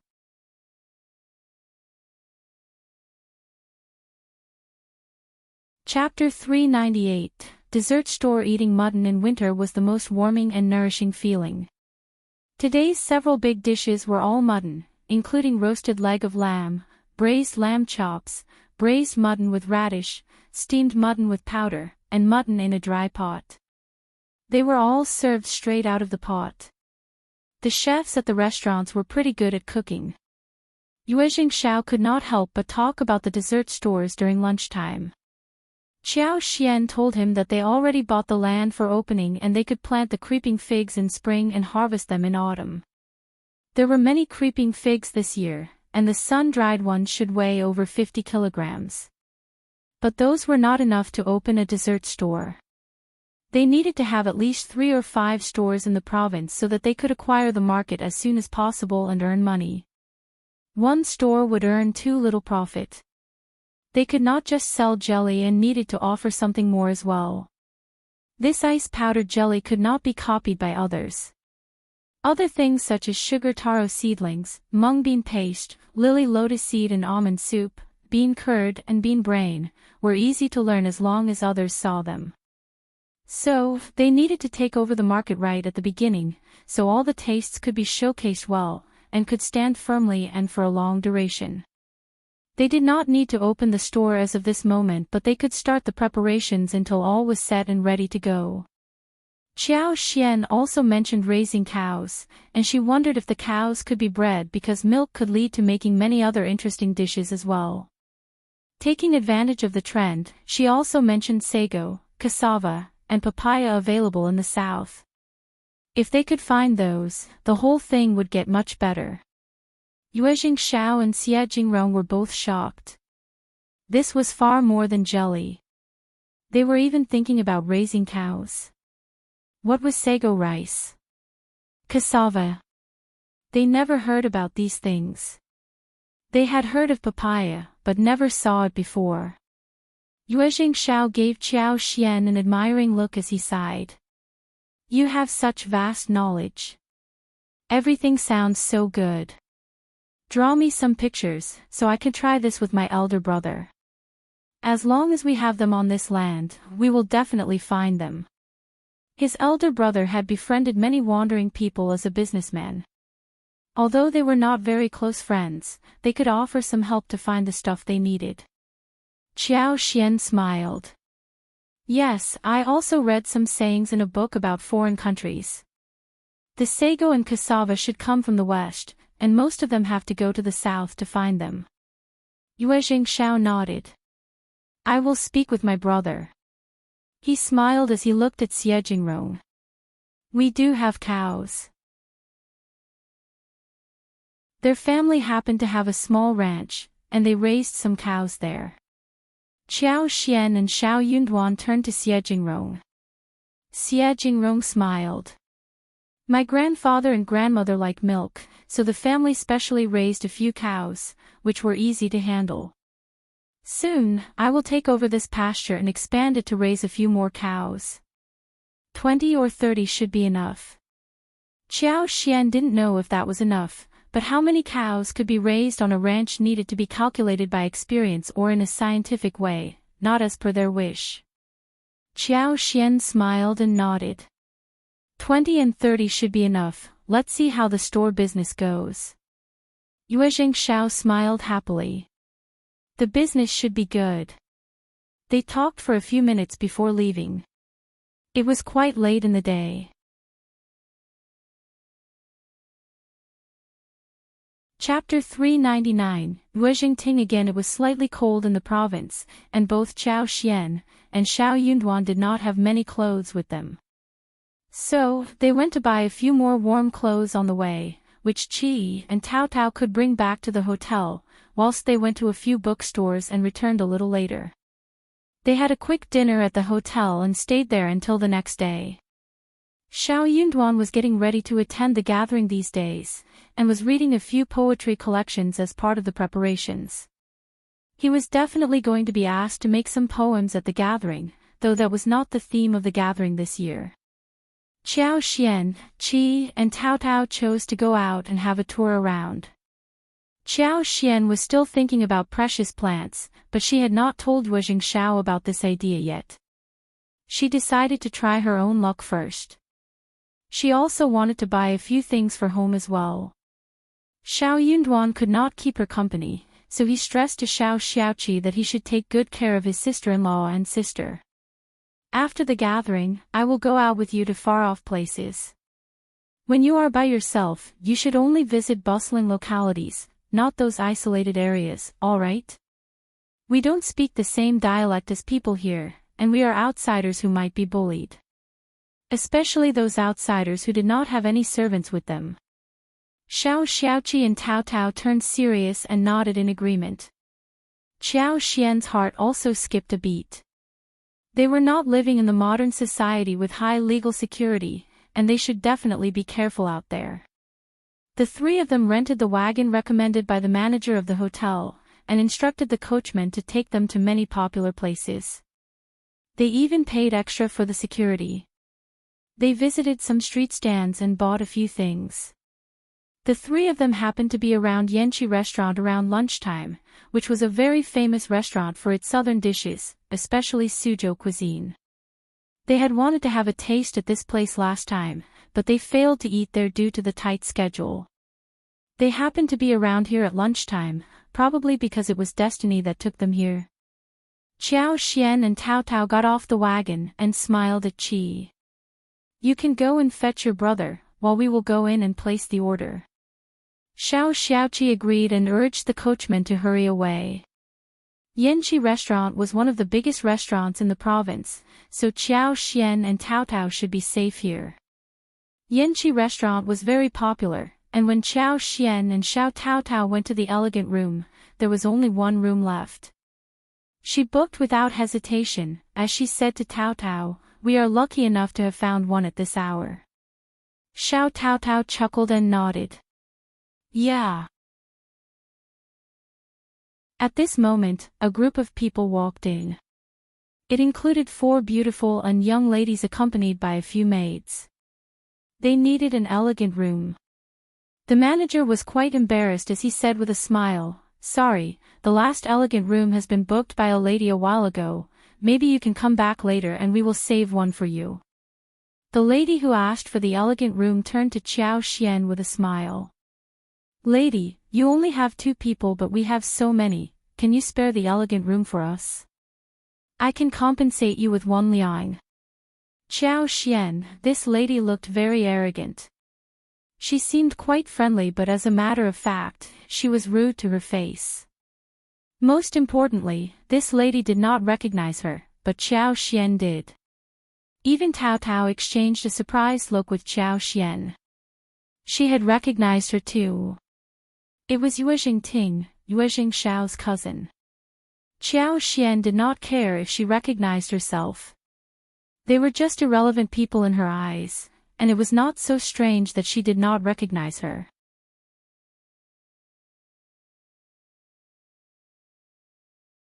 Chapter 400, Rejection. Chao Xian did not mention that they had met, nor did she say that she knew her cousin Yuezheng Shao well.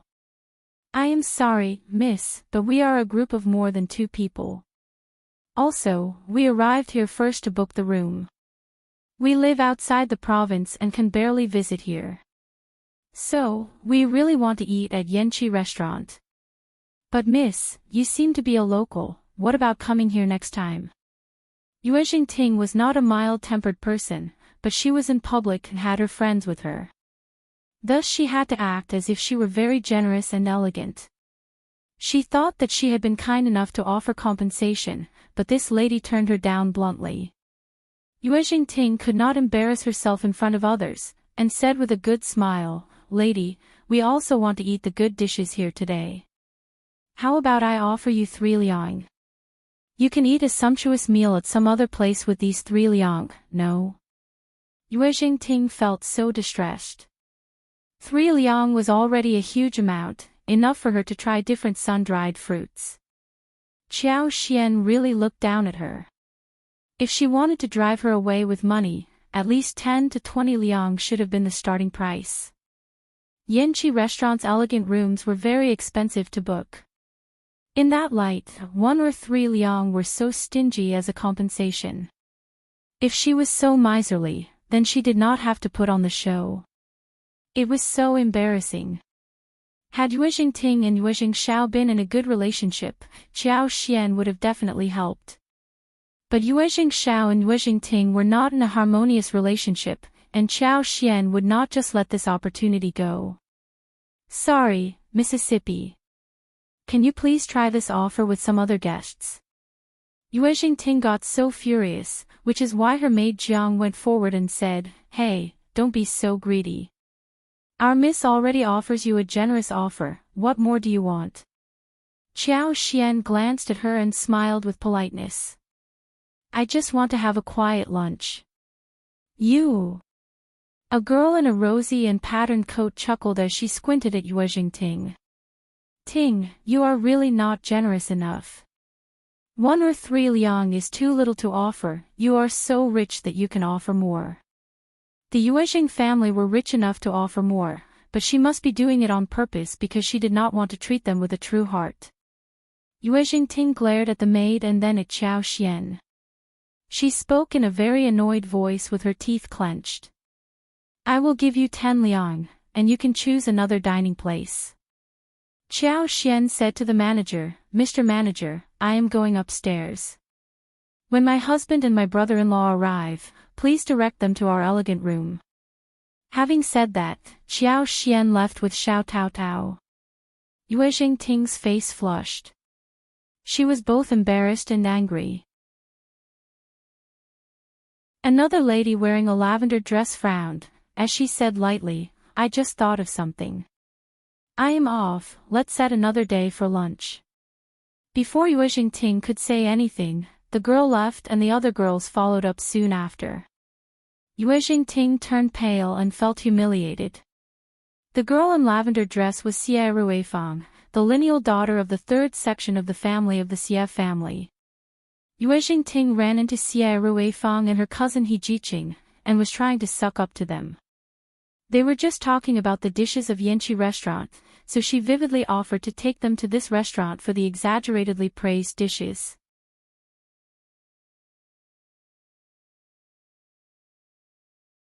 Chapter 401, Angry. The Xia family was a wealthy family with very strict rules for their children. They did not lack drinks or clothes, but they barely had any pocket money. There were special funds for buying clothes, jewelry, rouge and gouache, and the elders would give rewards during the New Year's Day or occasionally at other times, but if they wanted to go out and eat, they might not have too much money in hand. Especially when it comes to a place like Yanqi restaurant. Southern dishes were always exquisitely made and an ordinary banquet would cost 20 liang at least. Upper-class table would cost more than 100 liang. If liquor and other drinks were added, the price could be much higher. Xie Ruifang and Rejection had not been here before, so they were quite attracted to take up the offer. Yuezheng Ting became happy about that. Although it might cost her some money, if she could befriend the lineal daughter of the Xie family, it would be worth the while. Therefore, even if she ran into Wen Qingyuan from the Wen family, the girl in the rose dress, whom she did not like much, Yuezheng Ting did not turn her down. All Xie Ruifang needed to remember was who paid for the meal. However, there were no available elegant rooms left at Yanqi restaurant, which was beyond her expectation. What irritated her was that the last elegant room was taken from her just one step ahead of time, and this woman who took the room did not want to accept compensation for giving up the room. How dare she? She had been filled with hope before she came here, but now everyone was disappointed. She could imagine what Xie Ruifang would think of her. She would have a terrible impression about her. When Qing Yuan, that bitch, also left with Xie Ruifang, and she was surely going to bad-mouth her behind her back. He Jiqing chuckled and said to Yuezheng Ting in a gentle voice, "I seem to have seen 2 women eating with your third cousin the other day. There were 2 other men with them that day, probably her husband and brother-in-law. It seems that they should be in a good relationship with your family. How could they fail to recognize you as the second miss of the Yuezheng family?" He Jiqing smiled and said gently, "Or maybe I saw it wrong. If you check with her about it, don't tell her that it came from me." She smiled and then turned around, leaving. Yuezheng Ting's face changed, while she stood there with eyes wide open. She suddenly thought of something as she said to Jiang with clenched teeth, "You remember the third cousin and young Master Xie eating at the restaurant? There was a family with 4 people, right? Is it them?" Jiang was startled and then showed an enlightened look. "You are right, miss, it was them. I remember it now." "Good." Yuezheng Ting got even more furious, and sneered. "They must have recognized me and were playing with me. I am going to teach them a lesson." Yuezheng Ting rushed upstairs in fury. Xiao Xian and Shao Taotao had just sat down when Yuezheng Ting rushed in as she pushed the door open. She pointed at Xiao Xian furiously. "My third cousin treats you as friends, but you dare trick me like this. I will tell him so he can teach you a lesson." Yuezheng Ting stopped pretending to be an elegant lady when no one was watching. But she had not thought of Xiao Xian and Tao Tao's names, so the impact of her accusation was largely reduced.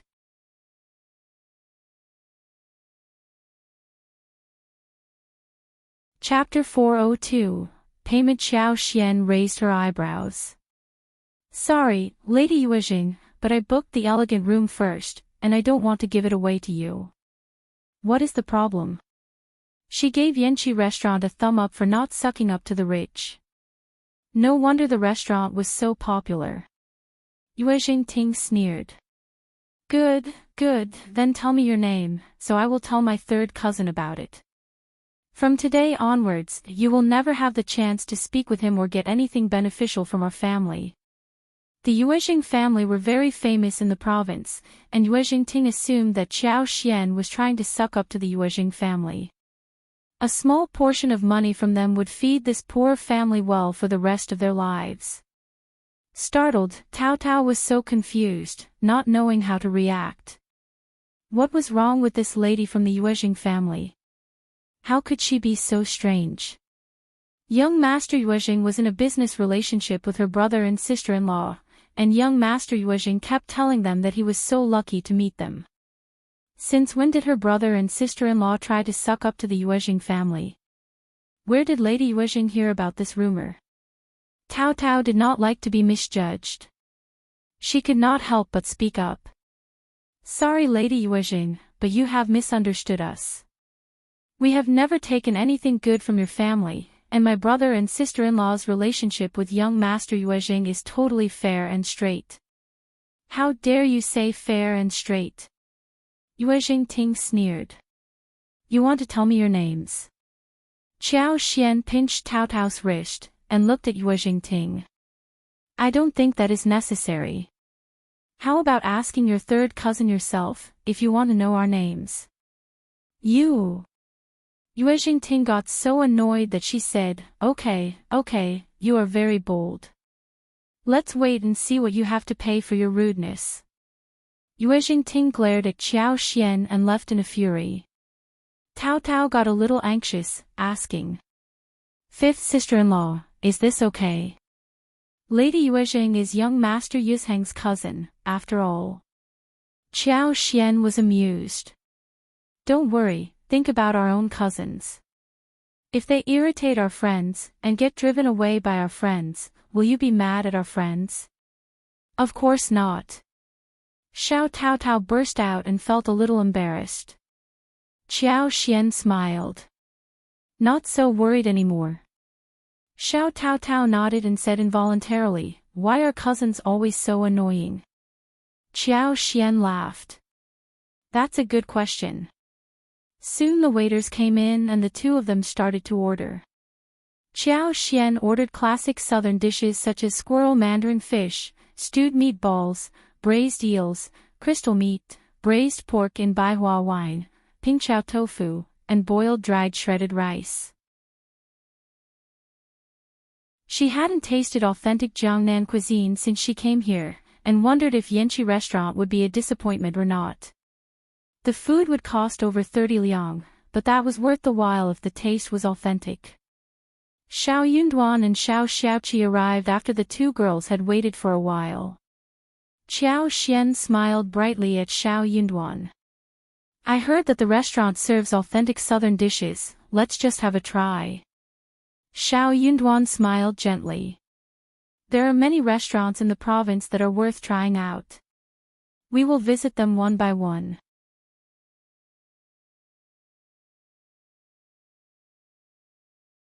Chapter 403, Yuezheng Ting's Tears. "Okay, sounds good." Qiao Xian smiled. Neither she nor Tao mentioned the conflict with Yuezheng Ting to Shao Yunduan and Qi. That would just make the atmosphere worse. The Yanqi restaurant was expensive for a reason. The dishes were very well made, authentic, and the four of them were very satisfied. At the Yuezheng family's mansion, the atmosphere was very strange. Yuezheng Ting was crying to her mother, Ms.Mi, about what happened during the day. "I managed to get the girl of the Xia family to join me for lunch, but I was so humiliated. Those two girls must have recognized me but still humiliated me on purpose. They are in a good relationship with the third cousin and must have heard something from him, thus treating me like this. How did they manage to befriend third cousin so they could humiliate me like this just to suck up to him? Will he make them rich? I won't let this go. Third cousin is bullying me. Mom, you have to help me. Those two countryside women have bullied me too." Ms.Mi got so angry, but she took a deep breath and caressed Yuezheng Ting and said, "It is okay. I will ask him when he comes back what he means. How can he befriend some filthy people to bully his own cousin? How dare he?" Yuezheng Ting cried even more fiercely. "Mom, I want him to help me get to know the Xia family, or I will never leave him alone." Okay, don't worry." Yuezheng Shao returned home and was summoned to his second aunt's place by the maid. He raised his eyebrows, feeling surprised. Still he went there. Seeing Yuezheng Ting there with a pair of red eyes as if she had been bullied, Yuezheng Shao felt even more confused. She gave him an annoyed look which made him think about the previous instance. What are these two women thinking about doing again? Still planning to pester me? He could give one lipstick of each color to them as presents, but not for them to use as favors. Ms.Mi smiled. "Nephew, who have you befriended these days? You are the young master of the Yuezheng family, and we are a famous family who should not befriend those filthy and unimportant people. You need to stay away from those lowly, unruly folk so they wouldn't bully our family. Otherwise, it would turn us into a laughing stock." Yuezheng Shao. "I don't understand what second aunt is talking about, you can put it straightforwardly if you want to." Yuezheng Ting could not help but retort. "Third cousin, I met the two women of that family whom you and young Master Xia ate a meal with. The two women bullied me today. They knew that I was your cousin, but they still humiliated me in public." Yuezheng Shao's face turned serious. Was Yuezheng Ting talking about Mrs. Shao and Tao? They were definitely not like that. What happened? Ms.Mi asked him instead. Who are those two women? Where are they from? How did you get to know them? Maybe we have conducted business with them. Yuezheng Shao knew that Ms.Mi was trying to cause trouble. He kept his connection a secret and said, "They don't have any business with us. Just with him. We are just ordinary friends." Cousin, how about telling me what is really going on? Ms.Mi snorted and pursed her lips.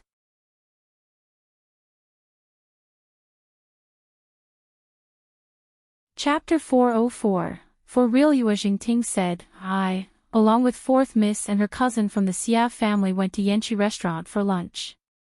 There was only one elegant room left. I asked the two ladies politely, but they not only countered me but also stole the elegant room from us. I was humiliated in front of the two cousins at the Xia family. How could they do something like that? They are sucking up to you and taking things from us but humiliating me in front of everyone. Ms.Mi added. They humiliated the Xia family as well and offended them for no reason. Nephew, I suggest you stop hanging out with them lest you get stuck with them and offend other people. Countryside people are so rude. Yuezheng Shao said. Yanqi restaurant. As far as I know, Yanqi restaurant is a restaurant that sticks to rules. They offer rooms to those who arrive first, with no exception. They must have booked the elegant room in front of you, right? Yuezheng Ting, this is a simple matter. I can ask Yanqi restaurant about it. I know that the manager and the waiters should know about what happened. Yuezheng Ting could not lie any more and said angrily, they were just a step earlier than us and were talking with the manager. They had not even booked the room. Half a step earlier is still earlier than you, otherwise the manager of the Yanqi restaurant would not have given the room to them. They did not bully you. Yuezheng Shao, are you a part of our family? Ms.Mi got furious. 1 or 2 steps earlier is nothing. They embarrassed us. They are your friends, and are making money through us, but they dared to humiliate the missus from the Yuezheng familio. Honestly, what made them so bold? We just need to talk. Yuezheng Shao sounded cold. Also, you are wrong, second aunt. They are not making money through us, and we never force people to do anything. Ms.Mi got furious. So it was Ting's fault. Looks like it. You, good, you must be feeling very proud to have bullied us from the second section of the family for not having a very successful businessman, right? Yuezheng Shao was surprised. Second aunt, I don't agree with what you said. We are simply discussing this matter. You are a bully if you try to push other people. Also, I think that second, fourth and fifth cousin are all excellent men. Why are they considered unsuccessful? Fifth cousin reads well and my father used to speak highly of them, so did my second uncle. Just get out of here. Ms.Mi's face changed, as she shouted at him hysterically. Yuezheng Shao got up and greeted her politely. Goodbye, second aunt. He had just walked out of the room, when Yuezheng Shao heard Ms.Mi's furious shouting and scolding as well as the sound of china smashing. He snorted and left leisurely. This second aunt of his really loved to make a scene. She was greedy, stupid, narrow-minded, and suspicious. She was domineering towards her subordinates, flattering her superiors. Now she had nothing else to do except curry favor with Madame Yuezheng. She could not give birth to a son, but refused to treat the second, fourth, and fifth cousin well. She kept changing the way of tormenting them. His own mother had the vision of protecting the 3 cousins so that even now they also had a very good relationship with the 2 cousins. The second cousin accompanied them in business dealings and they helped each other often.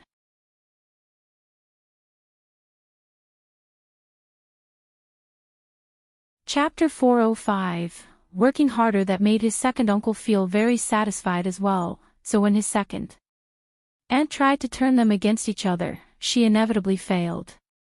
That was why he quit the family business. When he quit the family business, second uncle felt even more satisfied and the family would get more stable and his mother felt more assured taking care of his father in town. His fifth cousin was very smart. He had been reading a lot since he was young, so the family decided to train him to work for the government. But for some reason, the second aunt was worried that when the fifth cousin became an officer, his mother, concubine Min's position would be raised. So, she got concubine Min killed first.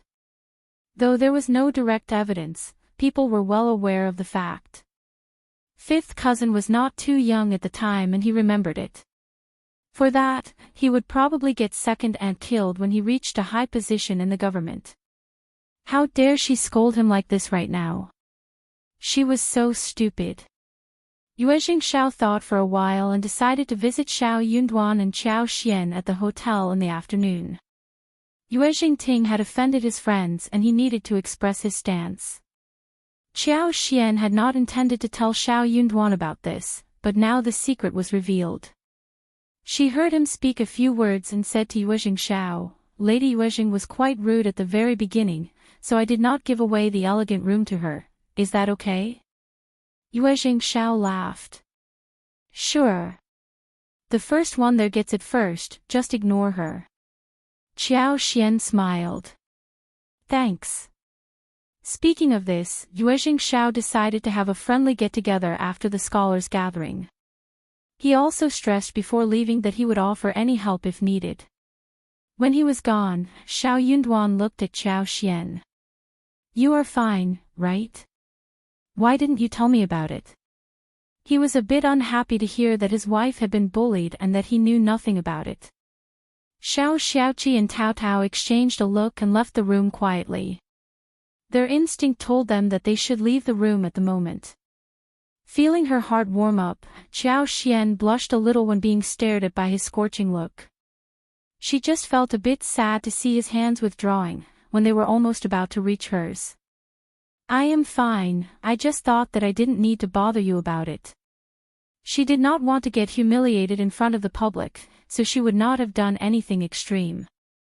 The Yuezheng family are a rich family and they have a large network with many contacts around. Lady Yuezheng must be spoiled enough not to be used to this situation. What if she does something terrible in secret to you? Just tell me if something strange happens in the future, okay? Shao Yunduan knew that it was because he was not strong enough so many things like this happened. Otherwise, he would have gone back to Yuezheng Ting to demand an explanation. He was a man who could read, and passing the imperial examination was the only way to make him stronger. He needed to work harder. Qiao Xian felt her heart turn soft. She looked up and smiled at him with a pair of sparkling eyes. Okay, I got it. I will not keep anything from you ever again, okay?" Shao Yunduan nodded and his heart started to beat nervously. "As long as I am here, no one will ever bully you." "Okay, I know." Shao Yunduan smiled. "Good, do remember that in mind." The couple looked at each other, feeling their hearts turning warm. Shao Yunduan did not tell her how he felt for her because he was not qualified enough at the moment to do so. Qiao Xian was not anxious to hear what she wanted to hear. He had only her and he only cared about her.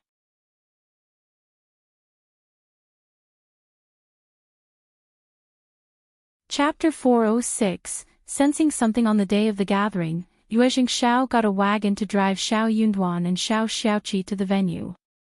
Xie Jingrong would be present there too. He was going to keep an eye on Shao Yunduan secretly rather than stay by his side. Qiao Xian and Tao Tao decided to take this opportunity to travel around the town. They wanted to buy a lot of things to plant for the dessert stores, and also needed raw materials for the lipsticks and extract essence. Qiao Xian was going to do business outside the county.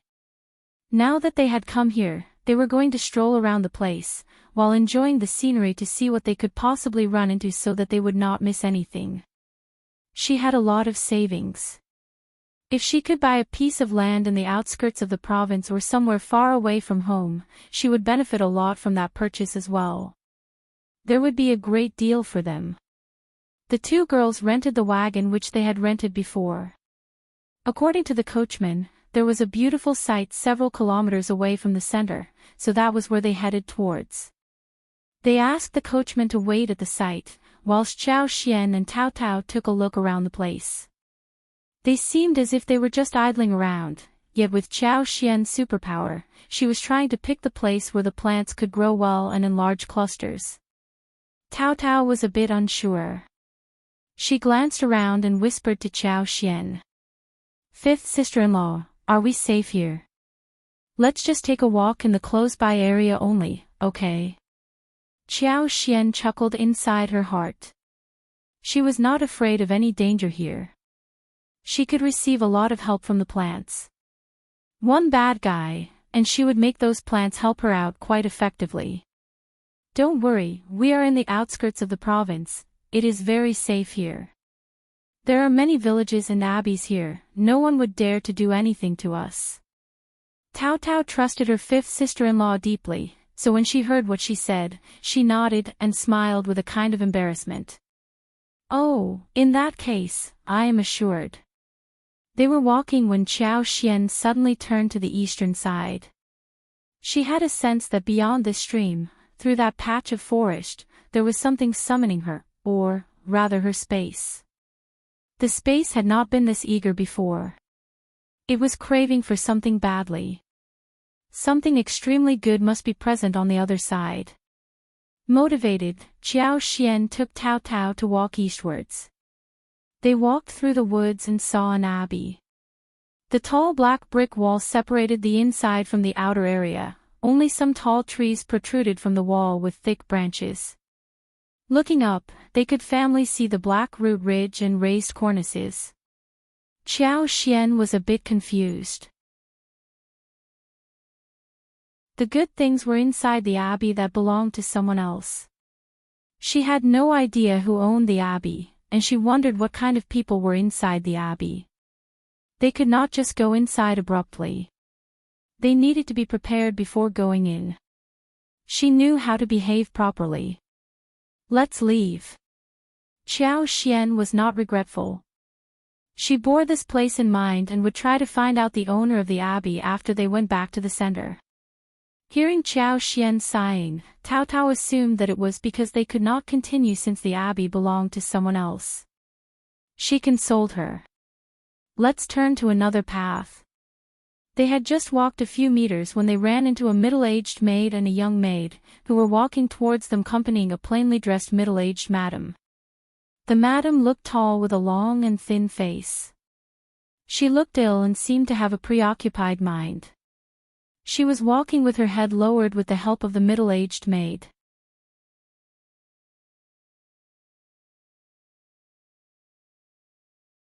Chapter 407, Encounter with First Madam. The woman maid held a basket with a lid, and the three of them were not talking. Seeing that, Chao Xian and Tao Tao made way for them to pass through. 2 meters away from them, the woman swayed and then collapsed with her eyes closed. The middle-aged maid and young maid cried out together as they helped the madam up. "First Madam, please, First Madam. First Madam, wake up, please, wake up." Chao Xian and Tao Tao went up to help them without any hesitation. But they did not know how to cure sick people. "Auntie, should you take the lady into the city for a medical checkup?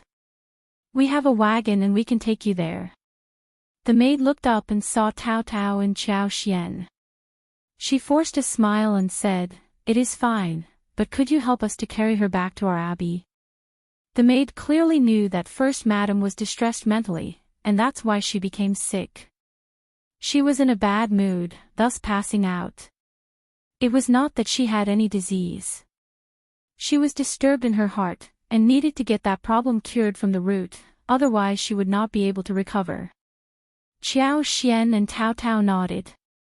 Together with the middle-aged maid, they helped the madam back to the abbey, which happened to be the place Tao Tao and Chao Xian had intended to go to a while ago. As they went into the abbey, the servants came with a chair and carried their first madam back to the room. The middle-aged maid asked the housekeeper to take Chao Xian and Tao Tao to the hall. She apologized to them before heading back to First Madam to see how she was doing. The medical pills were slowly dissolving inside warm water. Auntie Hua ordered the other maids to get First Madam to lean against the chair, as she fed the medicine into her mouth. Gradually, First Madam opened her eyes. The abbey wasn't very big, yet it was quiet and neat. Looking out from the window of the flower hall, they could see the corridor pavilion, rockery and lake stones among the flowers and trees. The trees were lush and green, and everything was very neat. The maid served them tea and pastry, and stood quietly by the doorstep. Tao was feeling uneasy. She had not expected that they would run into such a beautiful abbey. She looked at her sister-in-law who looked very serene, so she tried to calm herself down too. But what she did not know was that Xiao Xian was not feeling calm at all. Her space was getting agitated and she knew where the good thing should be, yet she just could not touch it directly.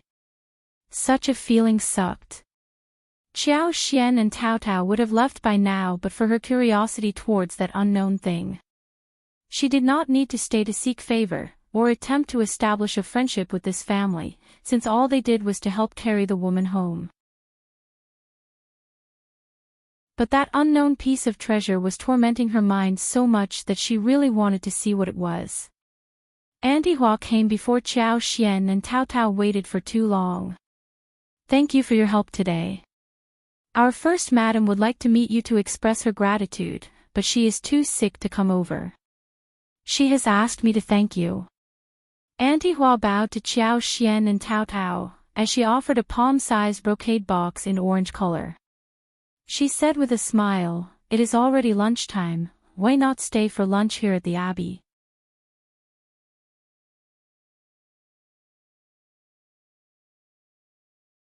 Chapter 408, Treasure. Xiao Xian turned down the brocade box. "It is just a small favor, we cannot accept such a big present. If it is okay with you, we would like to have lunch here." Startled, Auntie Hua smiled. "That is totally okay, please stay for lunch. This present, just put it away, we can't accept it." Xiao Xian just could not accept such a large present just because she did a small favor for them. Seeing her resolute attitude, Auntie Hua did not insist, but exchanged names between each other so they could be served lunch soon. Xiao Xian could not give up the chance of taking a walk around and begged the maid. "Auntie Hua, can we take a walk around this garden? It looks so beautiful." It might be a little rude for them to make a proposal like this just because they had done them a small favor. Slightly surprised, Auntie Hua did not expect that a properly behaved woman like Xiao Xian would propose something like this. Despite her slight displeasure, Auntie Hua nodded with a smile. "Sure, just walk around as you wish, but don't go too far." "Thank you." Xiao Xian smiled and thanked her. Tao thought that her sister-in-law was really interested in the landscape in the garden, so she was also very glad to have a chance to take a look around this beautiful garden. The two girls walked into the garden. Xiao Xian had a predetermined goal in her mind. She simply followed the direction the space was summoning her to. Soon, they came to the deep side of the garden. Then, she was shocked. She was totally taken aback, facing the patch of woods in front of her. Tao could not help but breathe. "It smells so good, what are these trees? They are giving off such a nice scent." Xiao Xian, of course, there was a great smell. The forest was not large but there was so much sandalwood, which was emitting the fragrance. The trees were very well trimmed, despite the size. Some large trees would be as old as 40 years. Xiao Xian did not recognize the trees, but she could sense that there was a smell of sandalwood. But she could also sense that the forest was filled with precious trees. That was because her space had turned desperate for them. If she was more knowledgeable, she would be even more shocked, because the trees included sandalwood, yellow rosewood, lobular Venus red sandalwood, golden phoebe, camphor tree, purple camphor tree, cold scented tree and more. The owner of the abbey apparently loved those precious woods, so they had this patch filled with trees many years ago. These were huge trees. Xiao Xian could not help but walk into the trees, when she saw a very tall, sky-piercing tree. But she could not just take them. She wanted to get a few twigs but she failed to reach them. She needed to walk up to the tree to get them. Xiao Xian struggled for a while, but didn't ask Tao Tao to climb the tree together. It would be embarrassing if people in the abbey saw it, especially after they were received so warmly. If she did this, it would be too disrespectful and unsuitable. Xiao Xian thought and decided to ask Auntie Hua to get 2 twigs for them. Small ones would do too. As long as these twigs went into space, with the blessing of magical power, the space would be full of vitality. The small branches could take root and grow vigorously.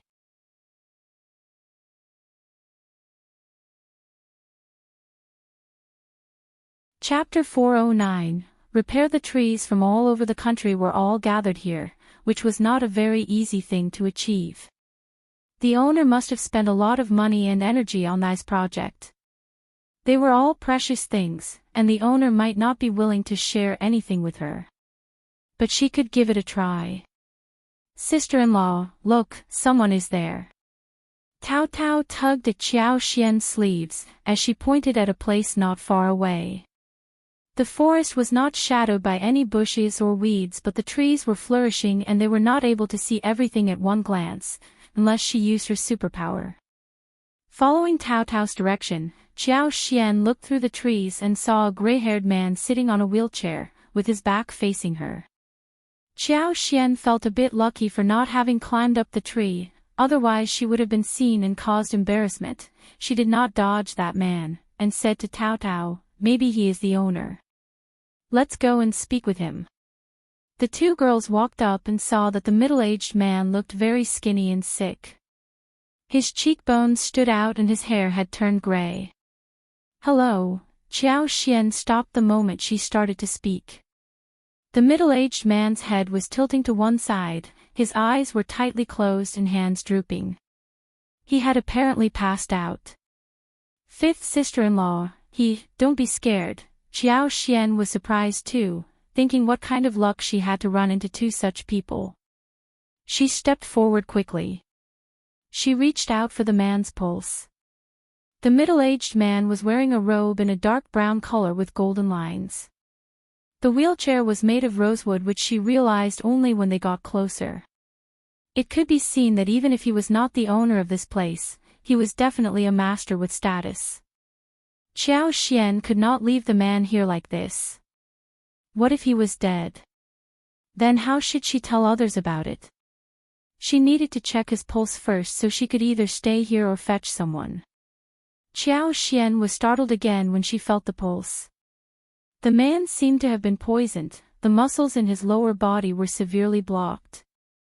That was why he could not walk, and his chest and internal organs were also damaged to varying degrees.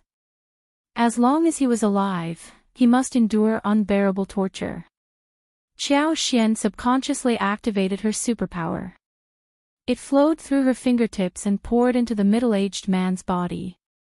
The small but endless, energetic superpower slowly opened up the territory in the man's body, washing away the blocked tendons and repairing the dilapidated damage wherever it passed by.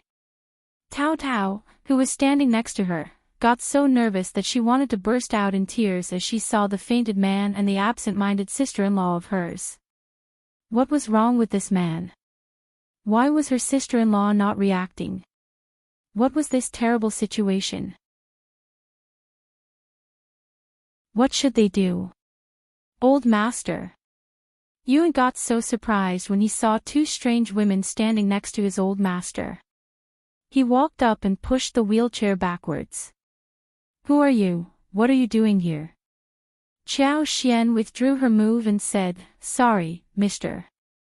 We were walking around when we ran into this place, and this old master seems to have passed out, so Yuan lowered his head and found that his old master had fainted. He let out a cry of surprise, ignored Xiao Xian and Tao Tao, and walked away in a hurry with the wheelchair.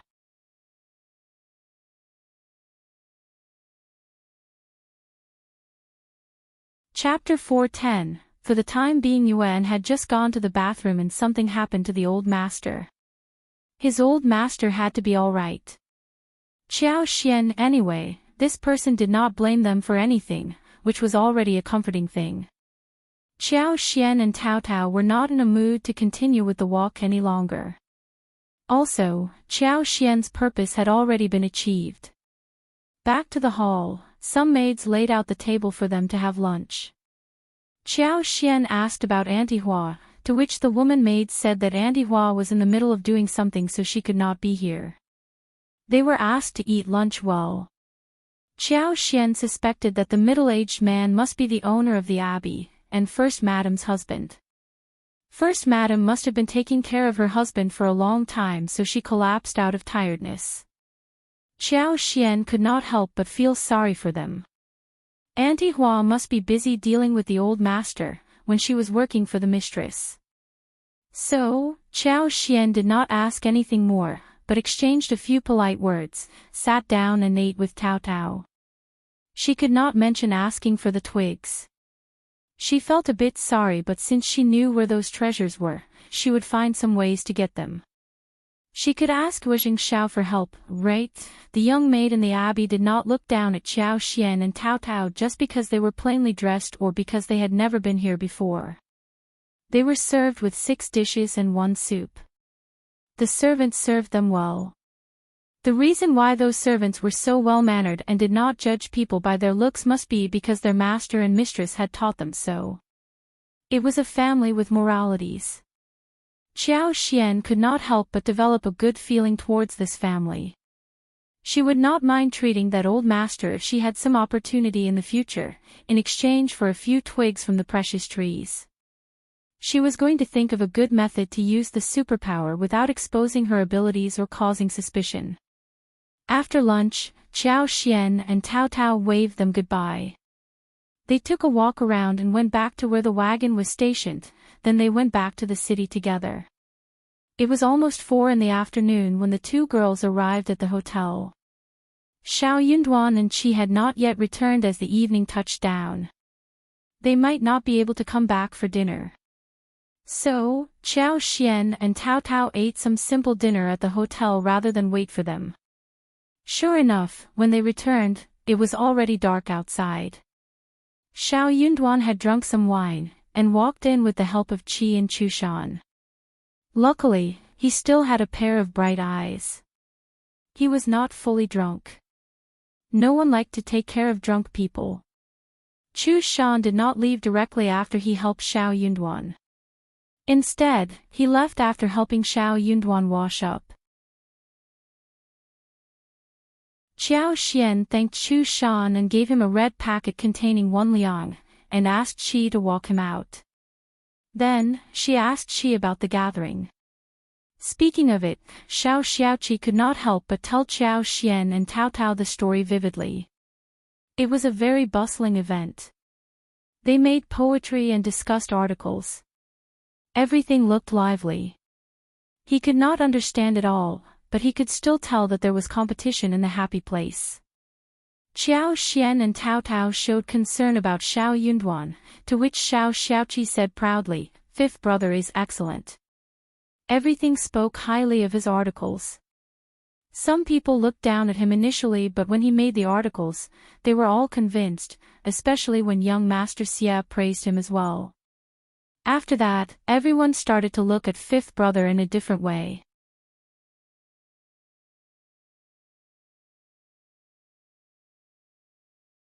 Chapter 411, Flashback. Tao Tao was very happy and laughed with pride.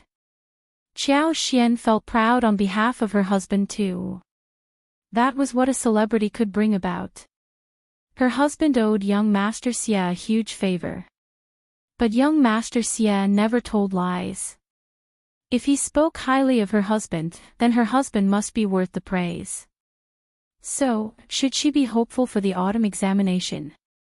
The thought pleased Qiao Xian completely. It was the best news ever. The following day, the 4 of them ate breakfast together. The gathering continued on this day. Shao Yunduan did not get too drunk the night before, so he was already quite sober by this time. He even inquired about Qiao Xian and Tao Tao about where they went the day before. Qiao Xian did not mention the abbey, but only told him briefly about taking a tour outside the town. Shao Yunduan was about to say something, when Qiao Xian smiled. Just very close to town, somewhere with many people around. We didn't or will not go too far. Shao Yunduan smiled too, and dropped his idea to nag her. Don't travel too far. After breakfast, Shao Yunduan and Qi went out, whilst Xiao Xian and Tao Tao stayed for a bit longer at the hostel and then stepped out for shopping. There were a few sites with beautiful landscapes that were worth visiting. At the abbey, Old Master, who was in a coma, woke up finally. The Old Master had been seriously injured in an accident before. His legs were crippled, and other body functions were also damaged to some extent. Most of the time he lay down in a daze every day. Going into coma or experiencing occasional pains happened often. There were some occasions when he would feel better. Whenever he felt better and the day was nice, he would go out in the wheelchair, asking his servant to help him check the forest consisting of the precious trees that he had planted 30 years ago. When the Old Master woke up and saw his wife sitting by the bedside crying, he responded with a smile. You are still not used to this, are you? Madam forced a smile. Of course not. You have to get well, don't frighten me. She was not afraid of taking care of him, nor was she worried about keeping him company in this tedious abbey. She was just scared that he would pass out and never wake up one day. The doctor said that his body was already very weak, and his viscera had been severely damaged. These years, he only relied on precious medicinal materials to continue his life. Despite that, it was still getting worse little by little. One day, it would turn so bad that his body wouldn't be able to bear it any longer. At that point, it would be the end of his life. But his wife did not dare to let him know about that. It was something that continuously pained her heart like a blade hanging over her head, which might drop any time. Especially during the past 1 year, he was getting worse and any small occasion would make her nervous. But despite the relapse that happened today, Old Master looked good and ate a lot more food during dinner and drank a more bowl of soup. Maybe I had been trapped indoors for too long, and today, I am much better and feeling more energetic. His wife felt very nervous upon hearing the words. This should not have been the last moment before death, right? She forced a smile. Good that you are getting better, good. First Madam slept in the Old Master's room that night. She barely dared to close her eyes in case something happened.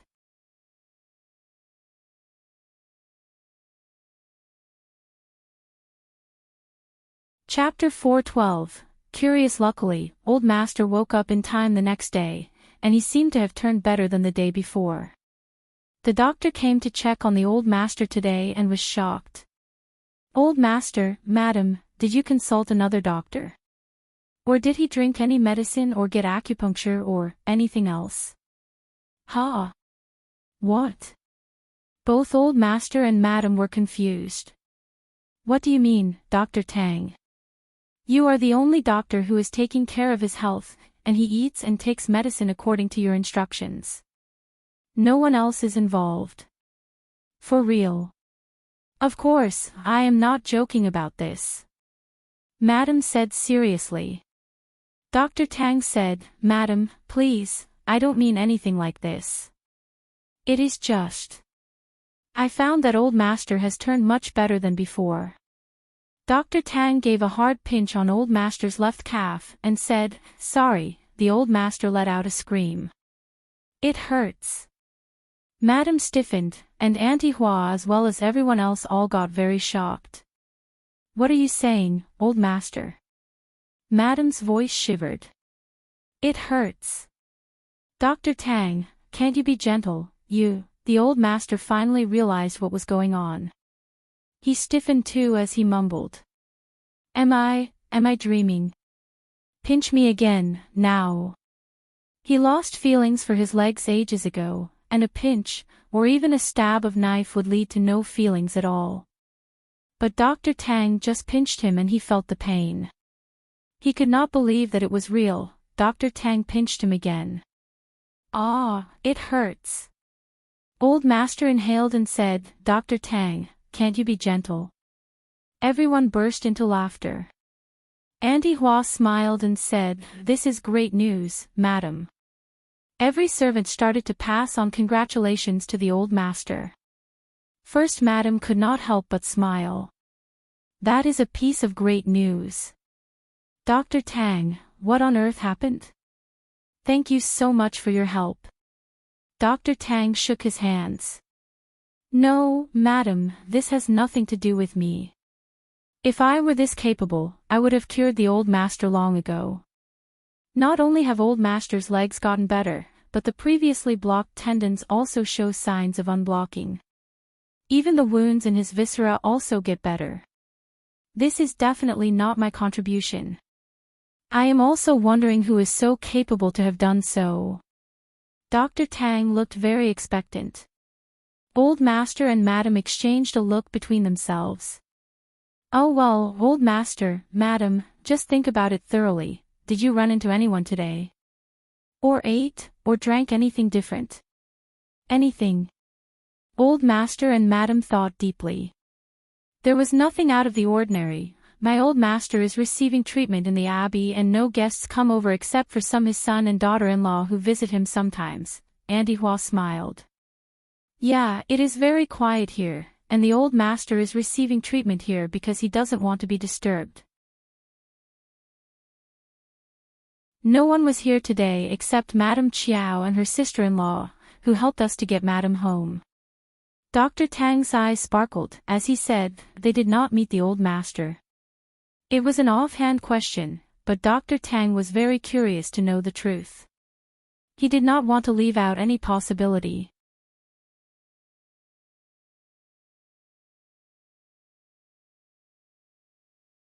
Chapter 413, Dreaming. Auntie Hua laughed. Of course not, they didn't even meet the old master.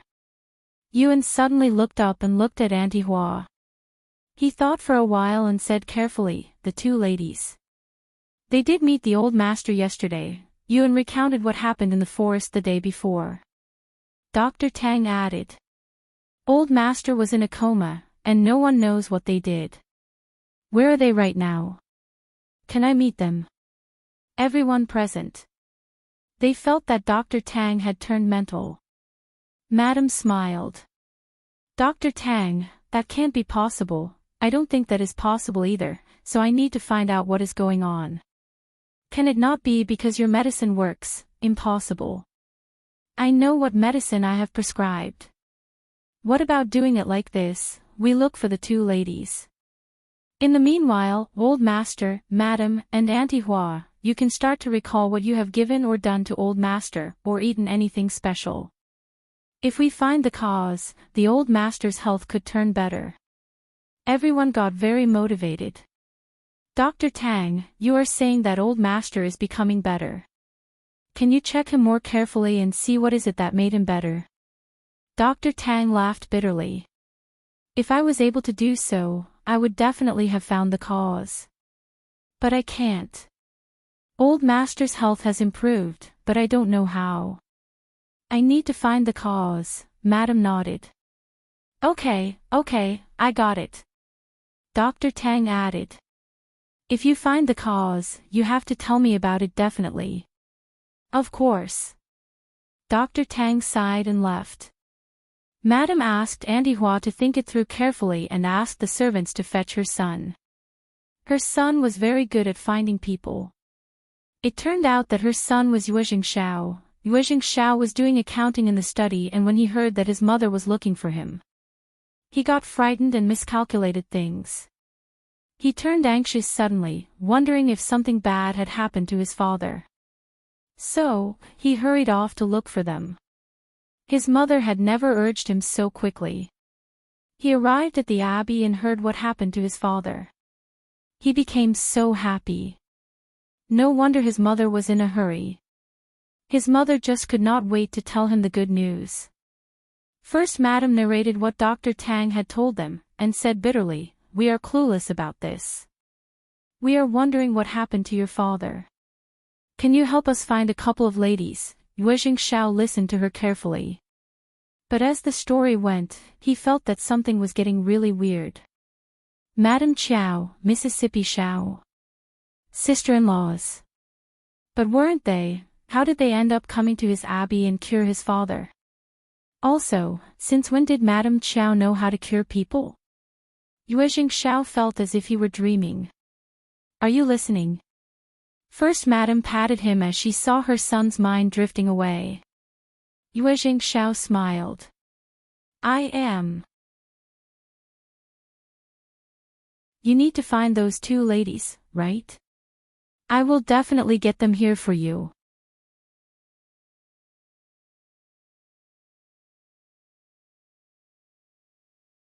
Chapter 4:14, Invitation. He could not help but describe what Xiao Xian and Shao Taotao looked like. Auntie Hua's eyes widened. Yeah, that is it. Do you know them, third young master? First Madame was very surprised too. Yuezheng Shao smiled. If it was them who were here, then you don't have to worry. We are actually good friends. Madame Qiao's husband, Xia Jingrong, and I get along very well with each other. Madame Qiao is a very smart woman. She can do business well. Hearing that the lipsticks, which were so popular and always out of stock, originated from Madame Qiao, First Madame was taken aback. Is she really that good? What a pity that I did not meet them yesterday. Auntie Hua was very surprised, and chuckled. You can't judge people by their looks. Madame Qiao and her sister-in-law looked very ordinary, but they have such hidden abilities. Auntie Hua could not help but feel lucky that she had not looked down upon them the day before, otherwise it would have been so embarrassing. You have not seen them, and I am not sure if they are the ones whom you are looking for.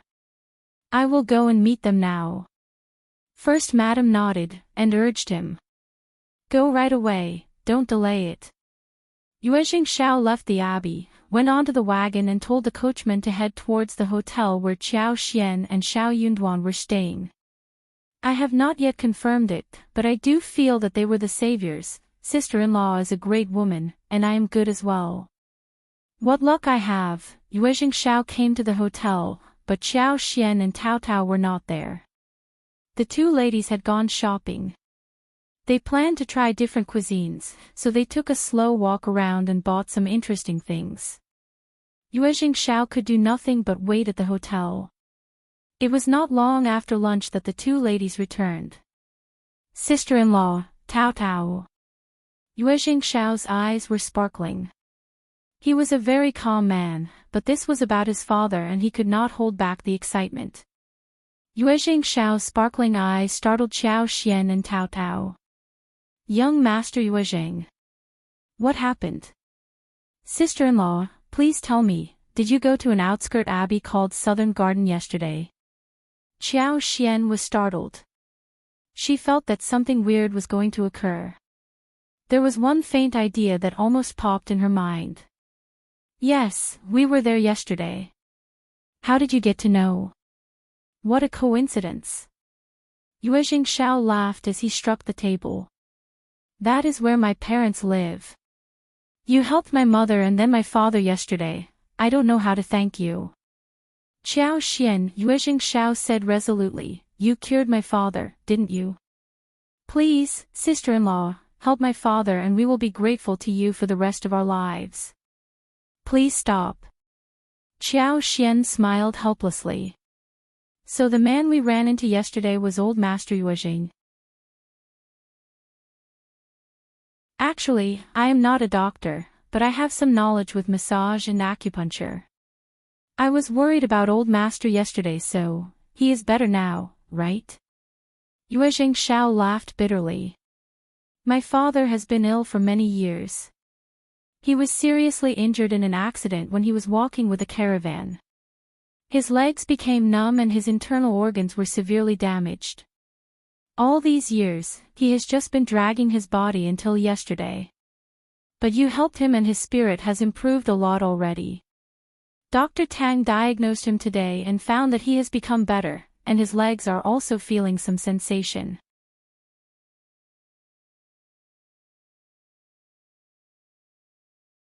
Chapter 4:15, Tryout. Sister-in-law, you can definitely save my father. Please, help us. Xiao Xian was very surprised. Did it work out well?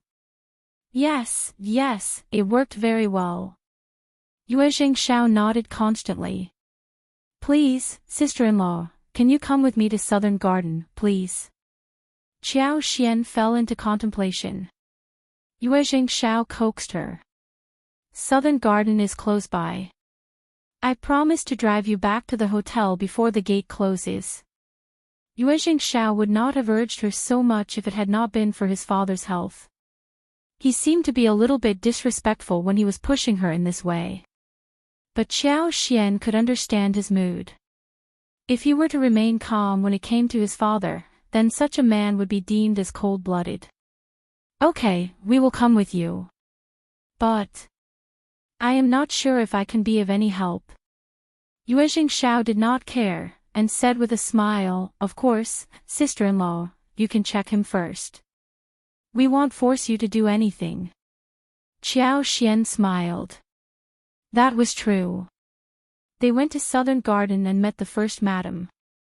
First Madam sized up Xiao Xian and could not help but develop a good feeling towards this woman.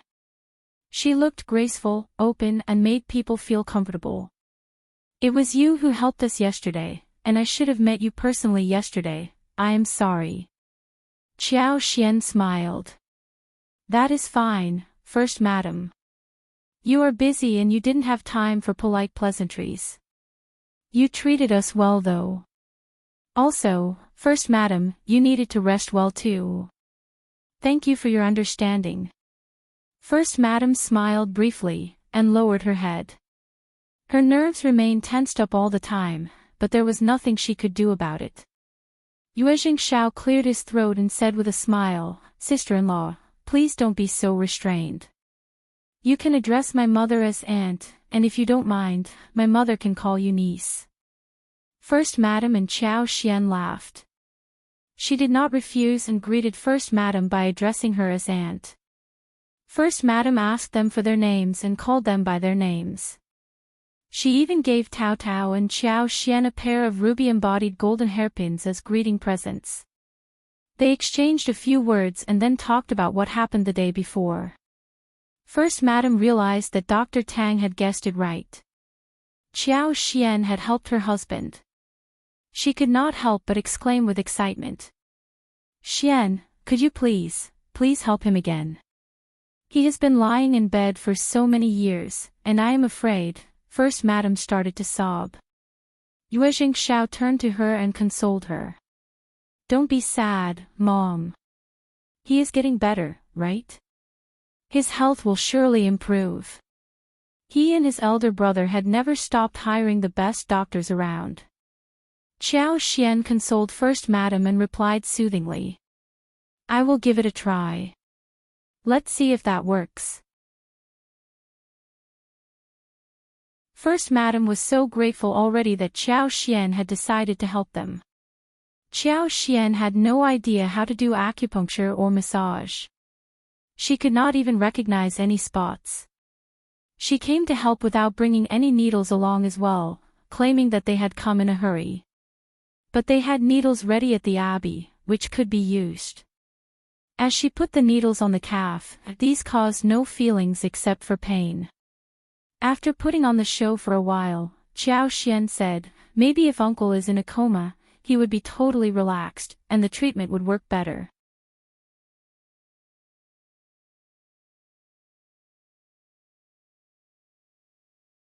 Chapter 4:16, Superpower for Disease. First Madam and Yuezheng Shao exchanged a look with each other. But there were all kinds of methods for curing diseases, and it was not a strange thing that people could receive acupuncture when in a coma. Also, it seemed that Xiao Xian did help him when he was in a coma the day before. Yuan had taken care of the old master for years, and he knew a little bit about medical treatment.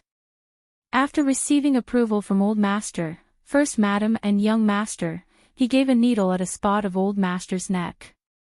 Old master passed out with his eyes closed. Xiao Xian, that was very professional. When the man passed out, Xiao Xian got down to doing her bit. She asked the others to leave them alone in case she was disturbed, but they were allowed to watch how she did it. Being far away, Xiao Xian pretended to needle Old Master's wrist, but by using her figure and hand movements, she covered it up. In fact, she put 2 fingers lightly on his wrist, and calmly poured in her superpower into Old Master's body little by little. She commanded that the superpower should wash away Old Master's clogged tendons bit by bit, so that the severely injured internal organs were slowly repaired and got rejuvenated bit by bit. It required very accurate control of the flow and speed of the superpower, and Old Master's body was almost drained out. So, she had to take it slow, in case he could not stand the sudden instilling power. Otherwise, it would turn the good things into worse. This was the first time for Xiao Xian to do this to someone. She understood that it was the right thing to do, but she did not have enough time or experience to use as reference. So all she could do was to follow her own instincts little by little. It was a very high energy-consuming exercise. She started to have sweat on her forehead, cheeks, and on her back. Her face started to turn increasingly pale. First Madame, Yuezheng, Shao, and Tao Tao saw the changes in her. They were all so nervous. But they were very convinced by her skills by this point. Almost 1.5 hours later, Xiao Xian let out a sigh of relief and collapsed on a chair. The others walked up to her quickly. "Fifth sister-in-law, how are you doing? Sister-in-law, are you all right? Are you okay, Xian? Auntie Hua, come quickly with the ginseng soup."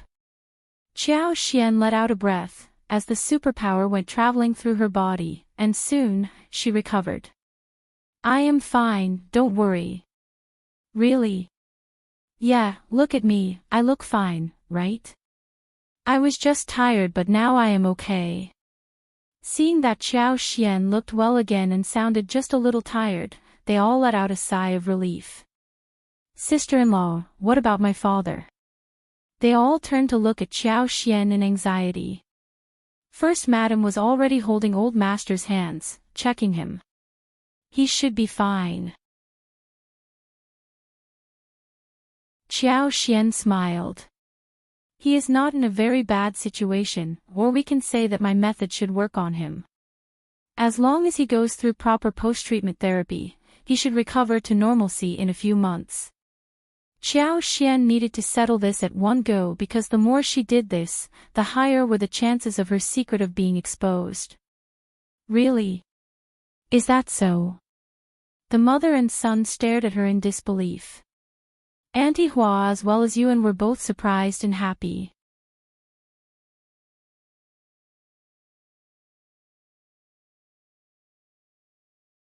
Chapter 4:17, Secret. Xiao Xian smiled bashfully. "It should be right, what luck." No, it is not about luck. You saved our old master and we all saw that." First Madame did not know how to express her gratitude. "Xian, you are our savior. If you ever need our help, we will spare no efforts to help you." "Thank you very much, Aunt." The mother and the son could not calm themselves down until a long while later. Soon, the old master woke up. He had a very strange feeling inside. His disease was gone, and he felt so relaxed and cheerful, as if he had been reborn. When First Madame and Yuezheng Shao asked how he felt and received a positive answer, they were extremely glad. First Madame took hold of Xiao Xian's hands, not knowing what to say. Xiao Xian had saved their whole family. She just could not imagine how the family would be like if her husband passed away. "Xian, you should never hesitate to ask me for anything in the future." Motivated, First Madame asked earnestly. "I am older than you, so, can you become my goddaughter? In this way, we can be one family." The old master also believed that it was a great idea. He smiled in agreement. Both Xiao Xian and Yuezheng Shao were startled. "How, Mom, let's talk about this in the future." Yuezheng Shao could see Xiao Xian's concern, which was also his worry too. "LT is getting late, and she needs to head back to the hotel, otherwise Brother Shao would be anxious not to see her there." Dad, Mom, I will accompany them back to the town now. Oh well, First Madam and her husband were both confused. Xiao Xian let out a sigh of relief, smiled at him and left. First Madam noticed that it was getting very late too, and she also needed Dr. Tang to check her husband, so she saw them off enthusiastically and stressed that Yuezheng Shao should accompany them back to the hotel. Xiao Xian accepted the offer and said, Uncle, Aunt, actually, I didn't do much. I still believe that it is luck that cured Uncle. I am not a doctor, so please help me keep this skill of mine a secret, and not tell anyone else that I cured him. Xiao Xian was very pleased about the turn of events on this day. She had not expected that her superpower could cure diseases. Actually, it was not about curing a disease, it was about bringing things back to life and repairing the broken stuff. It was such a bizarre thing and needed to be kept a secret. In future, it would be used to save herself and family members, not to make money. Hearing that, Yuezheng Shao said seriously, Dad, Mom, if this is what my sister-in-law wants, we need to respect her. First Madam and her husband were both smart people, and hearing Xiao Xian's request, they understood what she was worried about. They nodded and said, Xian, don't worry, we will arrange everything well, and not spread out even a word about it. Feeling assured, Xiao Xian waved them goodbye and left. In the wagon, Yuezheng Shao released his fist and smiled at Xiao Xian with hesitation. Sister-in-law, I did not want Mom to, I got it. Xiao Xian smiled. That was what I thought as well. Really, what a wonderful coincidence.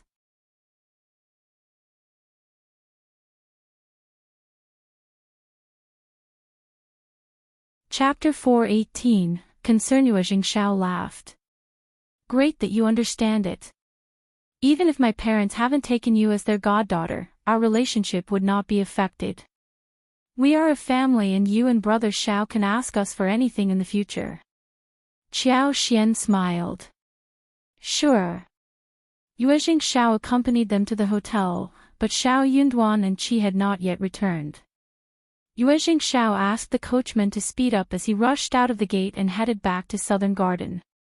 He was worried about his father and had decided to stay overnight at the abbey. First Madam and her husband decided to find Dr. Tang to check Old Master up after a few days since Xiao Xian did not want to reveal her identity.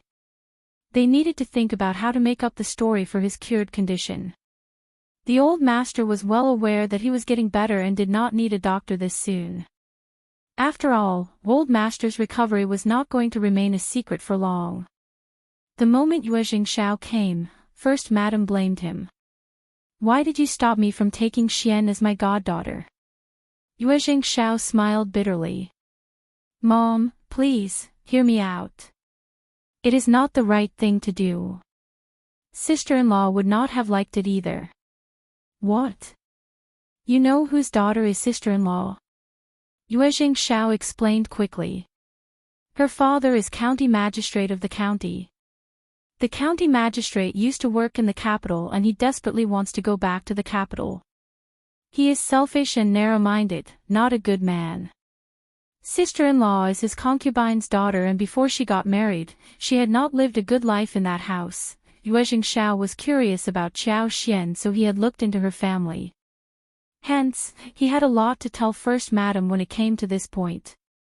Think about this, if Officer Qiao and Madam Qiao get to know that you have taken sister-in-law as your goddaughter, they would definitely come and ask you for favors. At that time, are you going to say yes or no to them? Also, my sister-in-law has already remembered our gratitude. There is no need to take her as the goddaughter because she is aware of our feelings. First Madam could not help but feel sorry. She sighed emotionally. That explains it. You are right about this matter. This is her worry as well. Yuezheng Shao added. First Madam smiled. Then we can drop the idea of taking her as our goddaughter. But we will always take good care of her. Officer Qiao must be stupid as to mistreat such an excellent daughter. He will regret it one day. Yuezheng Shao smiled. He is not the only stupid one. Thinking of her own sister-in-law, First Madam smiled. That is true. Hearing Chao Xian's story, the First Madam felt even more sorry about Chao Xian. She stressed to Yuezheng Shao that he should take more care of the Shao family and treat them as part of his family. Yuezheng Shao just did not know what to say. He might be the one to be taken care of by them instead. Yuezheng Shao asked his father how he felt, to which he replied positively. The whole family ate dinner happily. Shao Yunduan and Qi returned in the evening. Thankfully, they did not drink much that day. They walked in soberly. Chao Xian decided to tell Shao Yunduan what they did at Southern Garden.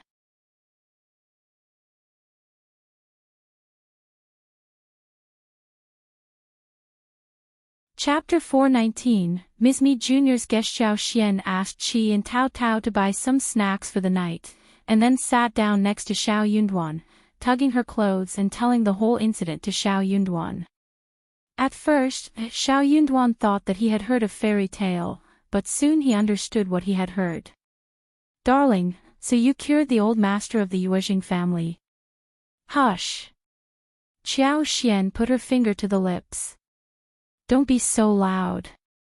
It was just a coincidence. Very surprising actually. I only did some acupuncture and massage and shockingly, it worked. It was a total coincidence that the old master got better with my clumsy technique.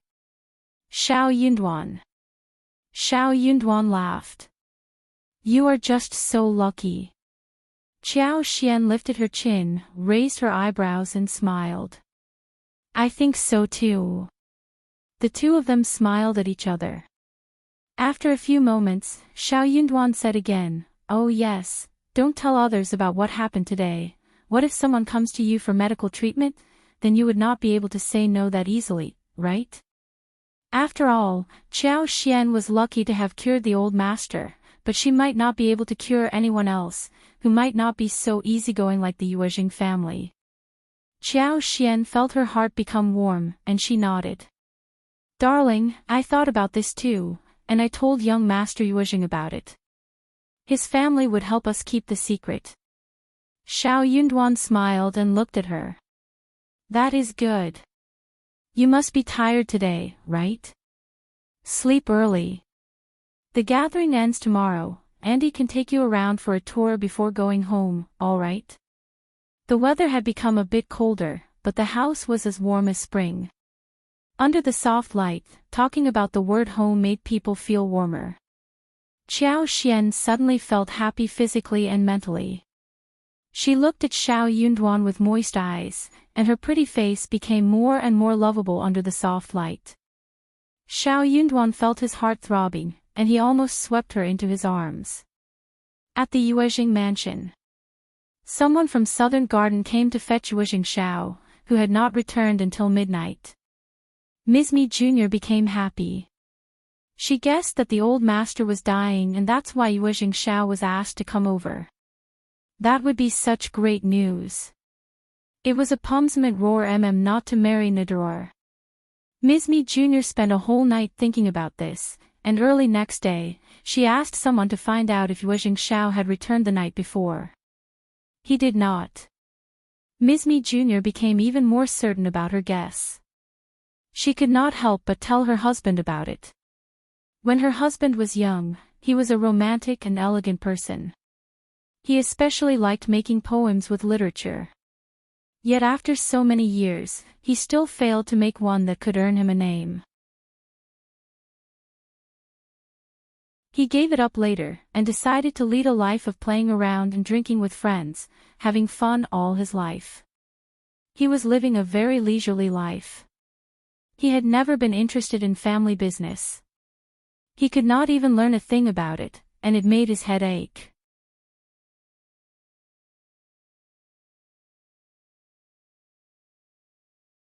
Chapter 420, Rumor. He was very satisfied by what he had now. His two sons were doing well in business, and his youngest son was good at reading. He was very proud, even though he had no lineal son. Hence, he ignored all family affairs. He focused only on enjoyment. Ms.Mi Jr. hated him for behaving like this. She felt so annoyed after being married to him for so long. The first old master was the supporter of the family, but her husband was just trash. The first old master had a pair of excellent sons, but she had no sons at all. Hearing her words, the second old master frowned in surprise. That is not possible. He has always been like this. If something had happened, he would not have concealed it from us. Ms.Mi Jr. sneered. Why not? He can conceal it from us so they can do something bad in secret. Second old master. The second old master was always very slow in this aspect. He snapped angrily. Why do you care? Mom is still alive and they can't do anything bad in secret. Moreover, our sons are also involved in the family business, and they would keep an eye on those who try to do something bad behind our backs. What are you worried about? Losing interest in hearing Ms.Mi Jr.'s babbling, the second old master went out, humming happily. Ms.Mi Jr. felt annoyed and there was fury arising inside her chest. What on earth had she done to end up marrying such a trash? After some complaints, Ms.Mi Jr. thought for a while and whispered something to her trusted servant. She was not going to drop it, even though her husband did not care. Yuezheng Si and Yuezheng Yan were her husband's sons, not hers. They might be successful in business, but none of their earnings would end up being in her hands. Hence, she had to make a plan for herself. She needed to get a share of the family business. Soon, rumor went around in the mansion that the first old master was doing bad at the abbey and was on his deathbed. Some even said that the third young master had been asked to go to Southern Garden, and he looked so worried when he went out. He spent a whole night there. Soon, Madame Yuezheng knew about it. She called her eldest granddaughter-in-law and Ms.Mi Jr. and asked about it. What happened to the eldest son? Do you know anything about the matter? Miss Jean turned to Ms.Mi Jr. She was already aware of what to do with the second aunt-in-law, having been in a fight with her for years. She was going to let her second aunt-in-law answer Madame's question. Ms.Mi Jr. said, I am not sure, but someone from Southern Garden came to fetch Shao who hurried away.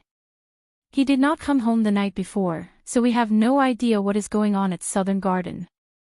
Shao left in such a hurry. He should have told us what happened, otherwise you will be worried, right, madam? Madame Yuezheng frowned and snorted, looking annoyed. Miss Jean smiled. Madam, maybe he did not tell you about it because he did not want you to get worried. But I am sure that he won't conceal anything from you deliberately if something really bad is happening. I will get my people to look around at Southern Garden. Those servants indulge in too much gossip. He was at Southern Garden, and did not return overnight. What does that mean?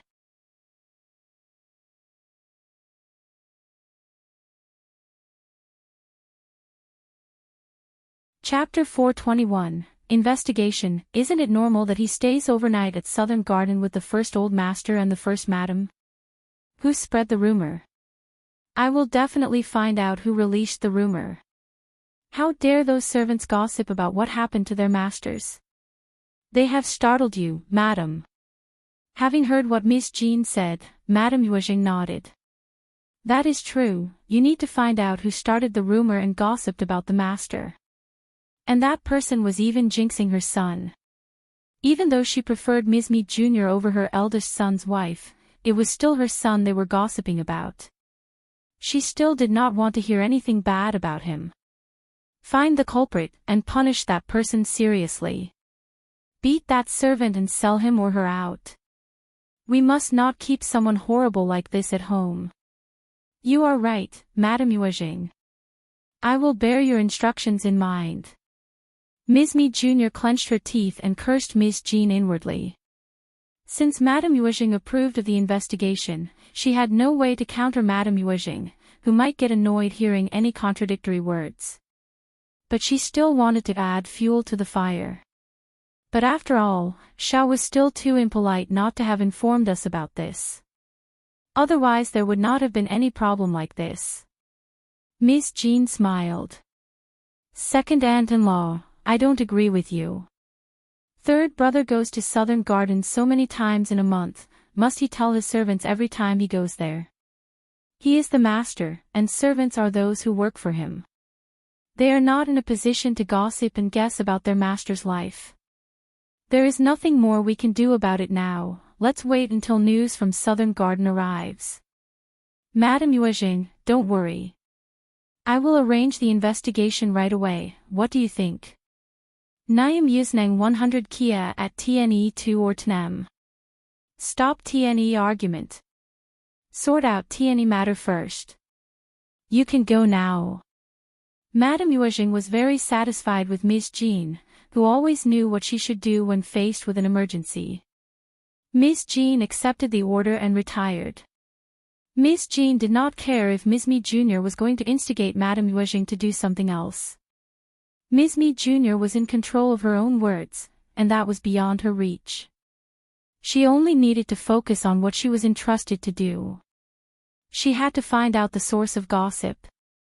Her second aunt-in-law went way over the top this time. She started to create rumors about her father-in-law. She was going to counter her, else she would not have any idea how to explain that to her mother-in-law and husband. One night passed at Southern Garden. Yuezheng, Shao and his mother, including Auntie Hua and Yuan, were all very nervous, fearing that old master would return to where he had been before. But the old master turned out to be very lively when he woke up, saying that the night before was the best and most steady night he had experienced during the past few years, and that he felt nothing strange about himself.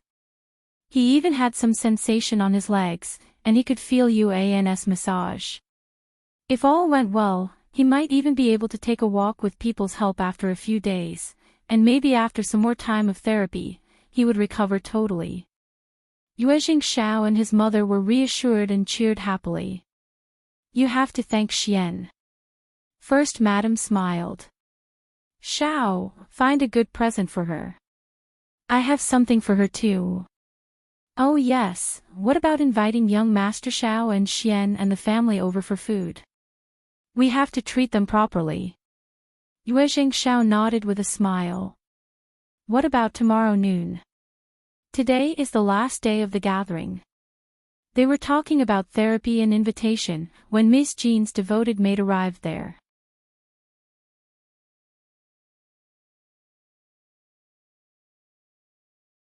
Chapter 422, Elder Sister-in-Law. The maid narrated all that Miss Jean told her to, and First Madam's face sank slowly.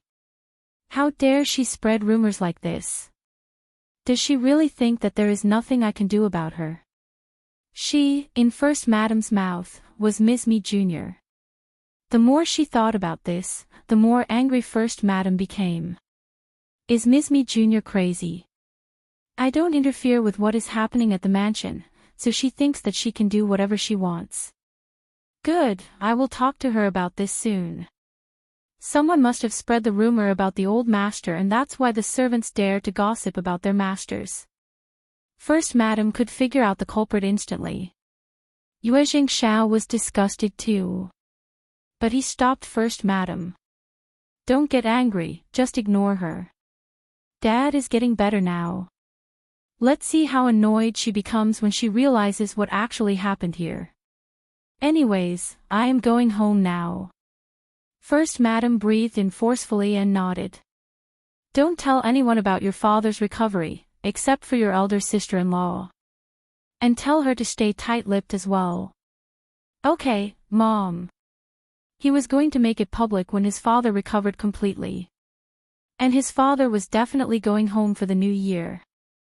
Yuezheng, Shao returned to the mansion and went to Madame Yuezheng directly. Madame Yuezheng asked him about the situation. Yuezheng, Shao was surprised. Dad is still under treatment, and he is fine. Who spread such a rumor? Mom urged me to go there because she said that Dad was missing me. So I hurried over and spent the night there. Who is so bold as to spread rumors about their masters? Grandma, you have to defend my father. Dr. Tang says that he is getting better these days, and if he hears such rumors, he might be really depressed. Hearing that her son was not getting worse, Madame Yuezheng let out a sigh of relief. Then she became furious. True. Find out who is behind this. Don't worry, your elder sister-in-law is already at it. Yuezheng Shao nodded and said, I will go and visit my elder sister-in-law and tell her about this, so she can be assured too. Madame Yuezheng nodded. Okay, do that. Yuezheng Shao told Ms.Mi about how his father was recovering and would most likely come to the mansion for the new year. He told her to stay quiet about the matter. Overjoyed, Ms.Mi pressed down her excitement and asked a few more questions out of concern. Yuezheng Shao told her everything. Ms.Mi smiled. Thank God for helping us, this is great news. Yuezheng Ting and her mother were annoying and kept causing her trouble. Even though her mother-in-law left some helpers for her, Ms.Mi was still very tired. After all, Ms.Mi Jr. was one generation older than her, and Yuezheng Ting was her sister-in-law, so she could not do much to counter them. She was burdened by some family affairs whilst dealing with those annoying mother and daughter.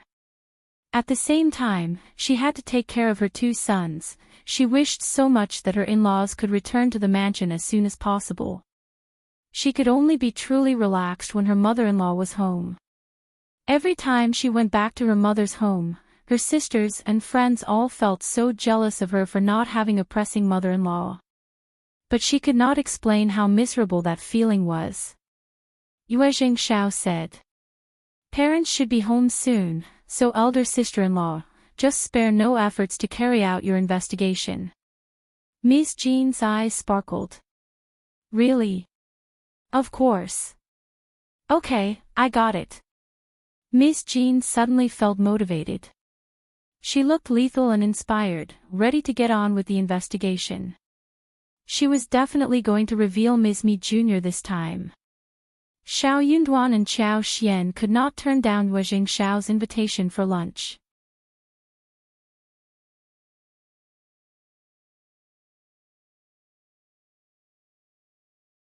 Chapter 423, Visit to the Southern Garden. To be honest, Chao Xian did not want to turn the invite down.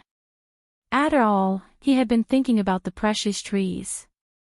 The next morning, Chao Xian, Shao Yunduan, Tao Tao and Shao Xiaoqi headed to Southern Garden with Yuezheng Shao for a visit. First Madam, who was immensely grateful to Chao Xian, felt even closer to her after knowing about her story. Old Master had recovered quite quickly, basically improving every day. This was actually not surprising. Chao Xian's superpower represented vitality. She had used her superpower to completely restore his body. All that was left was to recuperate and replenish qi and blood. As long as he ate well and rested well, and did some exercise, every day would bring new surprises. The old master was very particular with food, which was beneficial for replenishing the body, so he recovered even faster. Therefore, the old master received Shao Xian and the family as well. He looked lively and happy. He did not seem to be tired at all. Shao Yunduan was very well-mannered and talked about various interesting topics, making the old master feel very happy. He felt that his son was good at making friends. Chao Xian asked for a visit in the garden last time, but this time, First Madam volunteered to show Chao Xian and Tao Tao around. There were countless flowers and trees in the garden. Although the old master did not have the opportunity to appreciate them often, First Madam still ordered people to take care of each flower and tree carefully, so that her husband would be able to appreciate the scenery in the garden whenever he wanted to and never feel sad. It was a time when chrysanthemums were blooming. First Madam took the two ladies in the garden for chrysanthemum viewing. First Madam had a wide knowledge about it, so she presented the categories to Chao Xian and Tao Tao, who were pleasantly surprised. Xiao Xian had seen many kinds of chrysanthemums, but many had disappeared in the later generations, which were now lively here in the garden. Tao was shocked too, and said, "We have so many wild chrysanthemums in the mountains and by the riverside. I thought that I had seen all kinds of them. But there are so many different kinds of them here. So beautiful and big, I like them all." That made First Madam and Auntie Hua laugh. First Madam said instantly, "If you like them, I will get Shao to deliver some to you. Is there anything else you want? Just tell me and I will give them to you, these are not expensive for us." Tao was so surprised, and her eyes were sparkling. Instead, she turned to Xiao Xian. This was a chance delivered to their doorstep. Xiao Xian was just wondering how to lead them to the topic, when they mentioned the matter themselves. Xiao Xian smiled. "Thank you for the offer, Aunt. We are building a new house, and we will plant some in our garden." First Madam smiled. "Okay, Auntie Hua, do bear this in mind. In addition to chrysanthemums, get some good mountain peonies, Chinese peonies, French hydrangea, laurel, and magnolias later as well. Anything else you want?" Auntie Hua smiled. "Okay, Madam." Xiao Xian smiled. "Oh yes, Aunt, I find that you have some fragrant rosewood and red sandalwoods in the garden. Can I have some of those interesting plants too?" Both First Madam and Auntie Hua were startled.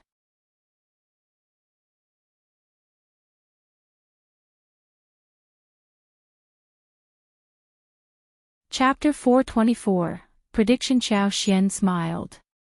"Small tree buds are fine, or even some twigs are all right." First Madam smiled. "Xian, you do have good judgment.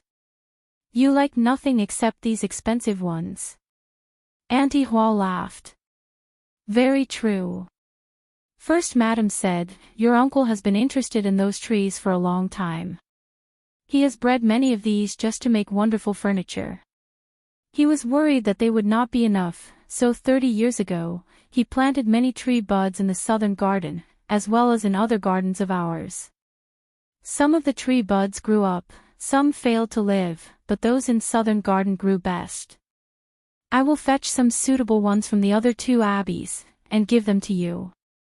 Or I can just get Shao to buy some back. Twigs are useless, not that I am too stingy to share some with you." First Madam would not turn down what Xiao Xian asked for, though what she had asked for seemed quite unexpected. Her husband loved those things, and would not be stingy as to not share any with Xiao Xian. He could just buy some more buds and breed some more. Xiao Xian simply could not wait toward the tree buds, but smiled. "Aunt, you don't have to make such a fuss. I am very good at planting trees and flowers. You can just give the twigs, I can definitely breed them well. Tree buds are not needed." First Madam. Although Xiao Xian tried to conceal her anxiety, First Madam still sensed how anxious she was about it. All right then, she could get her some twigs. Anyways, she was going to get the tree buds as well, so Shao could deliver those to her place later.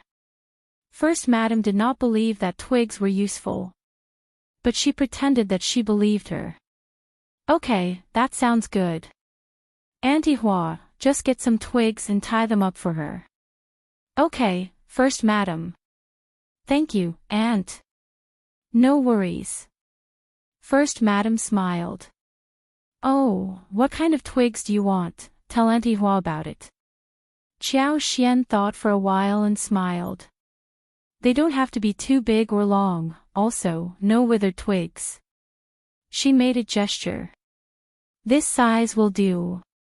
Auntie Hua nodded. "I have remembered it all." The turn of events pleased Xiao Xian a great deal. Done. She had a feeling that after this, the space would definitely give her a lot of surprise. After walking for a while, First Madam took them back to the house for tea, snacks, and a casual conversation. At lunch, Yuezheng Shao stayed with Shao Yunduan and Qi whilst the First Madam was accompanying Xiao Xian and Tao. First Madam had made a lot of efforts for this lunch. She transferred the chef from the mansion and started to make preparations the night before. The dishes were made with a lot of effort, and they were, of course, exquisite and delicious. Almost every noble family had their private dishes and special pastries. So did the Yuezheng family. The Yuezheng family's famous dishes were clear soup cubelos and abalone knuckles. The clear soup was extracted from chicken, duck, elbow, scallops, ham, and the soup was clear as water. The cubelos was smooth and soft but did not break when eaten. The freshness in the mouth was just indescribably wonderful. The abalone knuckles were flavored with a special broth, and the sauce was thick and bright, as oil and fat were removed, so the whole dish was soft and delicious.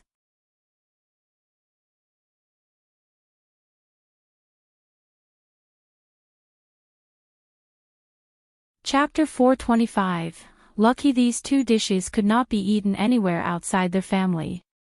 First Madam introduced the specialties to the two ladies, and Chao Xian and Tao Tao, after eating such delicious food, praised the dishes generously. It was always nice to see that the guests liked what the host had prepared for them, especially for First Madam, who had been taking care of her husband all this time and never got a chance to relax. She had not treated people over a meal in a long time. That was also the first banquet she arranged for people, which was significant for her too. Seeing that Chao Xian and the family loved what she had arranged, she felt really happy. Xian, you are not in a hurry to go home, right? What about staying at Southern Garden for a few days? The chef is very good at making food, you can eat many delicious dishes here. But Chao Xian could not stay overnight. She smiled. I should not turn down your invitation, but we have been away from home for too many days, and it is time for us to go back. We are building a new house and we can't be outside for too long. Also, Uncle is still recovering, and needs to be taken care of. We can't keep you busy at the moment. We will come to visit you on our next trip. First Madam smiled. It is a deal then. You definitely have to come to visit me often. When spring comes, just remember to come and see the flowers. There are many beautiful sites in the province which I have not visited for many years. We can go there together next time. Chao Xian felt warm inside her heart, so she nodded and said, Okay, I will definitely be here. The old master still needed to rest, so after lunch, Chao Xian and Shao Yunduan, as well as their family, left. First Madam told Yuezheng Shao numerous times that he should treat them well and should give them the wagon to go home. Yuezheng Shao nodded in agreement. The following day, Xie Jingrong treated them to a meal. At the banquet, he was surprised to hear about the old master's recovery and congratulated Yuezheng Shao sincerely. Later, Shao Yunduan went shopping with Chao Xian, Qi and Tao Tao for a day and bought some stuff. They decided to go home the next day.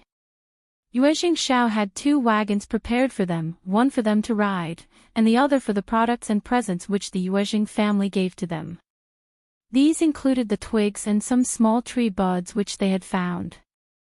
Yuezheng Shao said that when the new house was built and the spring came, he was going to visit them and bring the plants to them personally. He also said that the brocade boxes were presents given by his mother to Chao Xian. It was still Chu Shan who drove them home. They set about before dawn, so when they arrived at the county, it was still quite early. Chao Xian and Shao Yunduan booked 2 rooms at the hotel, telling Chu Shan to stay there for one night as well. There was no good place for him to stay at their current home. They had just booked the hotel and were about to get onto the wagon, and they heard a sound of "hey" behind their backs. Startled, Chao Xian knew that it was Chao Ko who was there. She and Shao Yunduan exchanged a look. They waved and blinked at Chu Shan and the coachman in the wagon, thinking that they were lucky that they had not yet gotten into the wagon. Good. If Chao Ko and Chao Wei saw them going into the wagon, they would have had difficulty in explaining what was going on. Xiao Xian turned around and saw Xiao Ko lifting the drapery, smiling at her and Shao Yunduan. Next to her was Xiao Wei.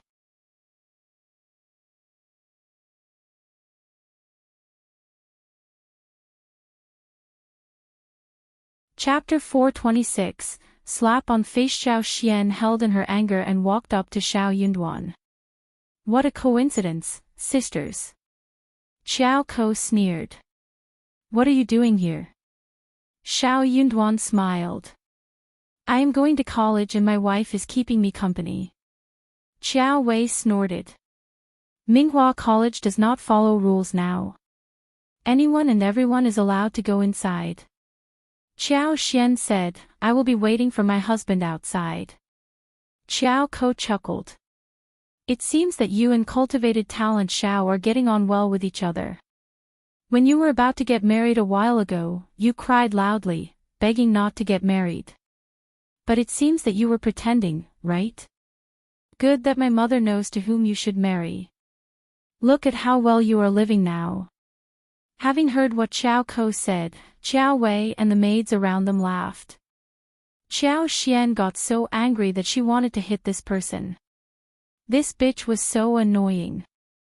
How could she say such words in front of Shao Yunduan? Shao Yunduan moved his feet and guarded Xiao Xian behind his back, glancing at Xiao Ko plainly. I admire second miss and she is a kind-hearted woman. She has adjusted well to the marriage and we are living a good life now. Xiao Xian had not expected that he would say so. Feeling sweetness inside her heart, she looked up at him and could not help but blush. She felt a bit embarrassed when hearing such passionate words in front of others.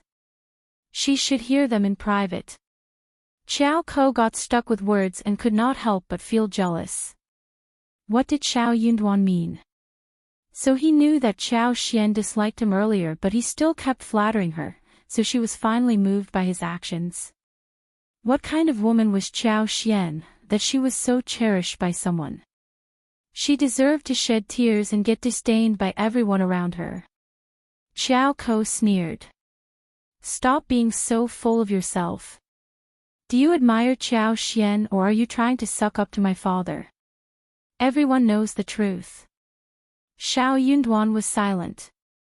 He wanted to suck up to county magistrate. He had never been to the Chao family's home except for the 2 times when he had to. Moreover, what was he sucking up to him for? But he did not need to defend himself because everyone including Xiao Wei understood clearly that Xiao Ko was just being stupid. That made Xiao Ko feel slapped on the face. She glared at Xiao Xian. Xiao Xian said calmly, It is getting late, what are you still doing here? If you want, we can find a place and sit down, and can have a good chat with each other. Xiao Wei sneered. No need. Then she told the coachman to drive on and left. They were on the street, and she did not want to have any conflicts with Xiao Xian here. It was never a good idea to start a fight on the street. The more she thought about this, the more angry Xiao Ko became. She could not help but complain. Sister, second sister, and that cultivated talent are so annoying. They look harmless, but they are actually full of terrible tricks. Cultivated talent Shao is just a cultivated talent at the moment, but he dares to treat us in this way. What if he becomes a recommended man? What more would he do to us? Well, I don't think that he can become a recommended man, but maybe he will try other ways. I wish that he was not a cultivated talent at all.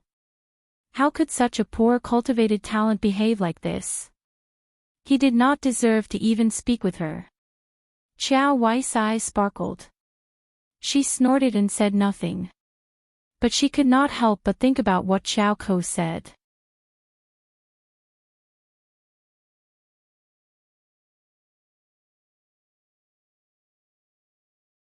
Chapter 427, Back Home. That was true.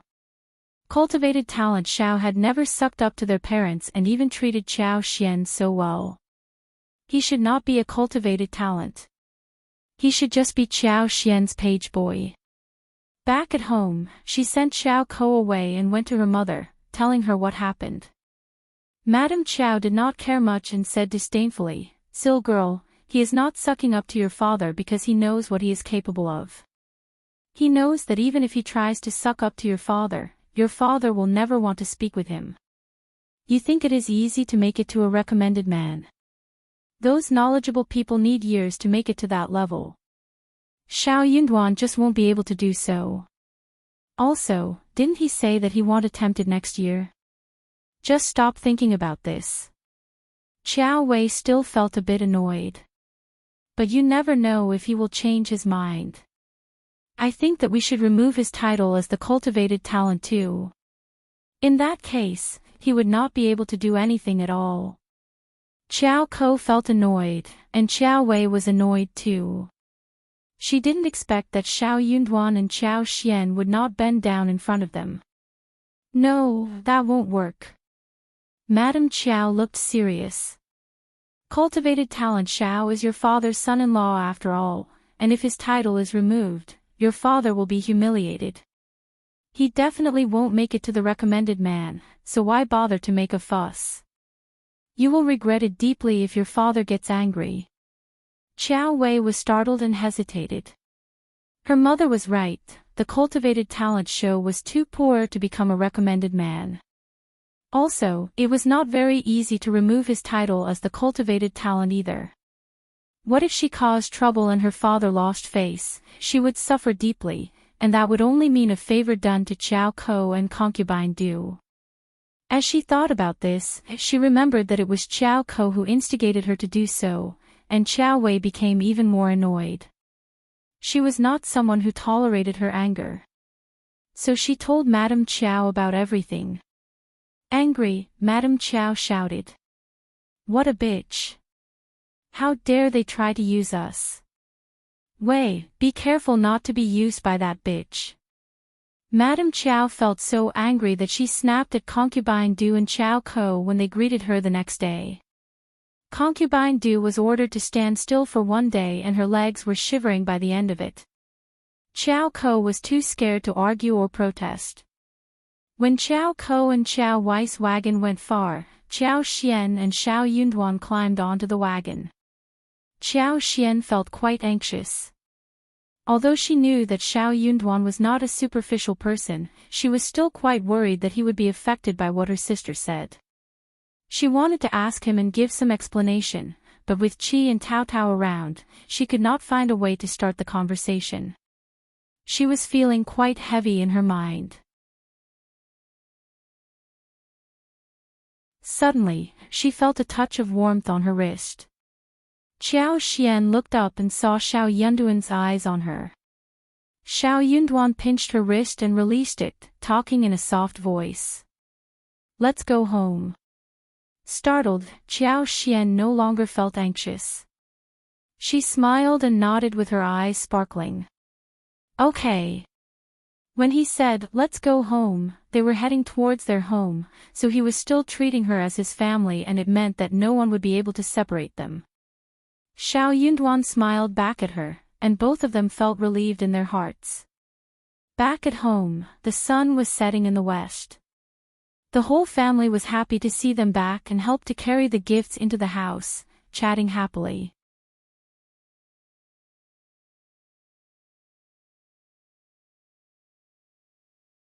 Chapter 428, Stupid cousins Chu Shan and the coachman left from there when it was getting late. Qiao Xian put most of the stuff back into the room, and shared some with Miss Fong and Miss Su.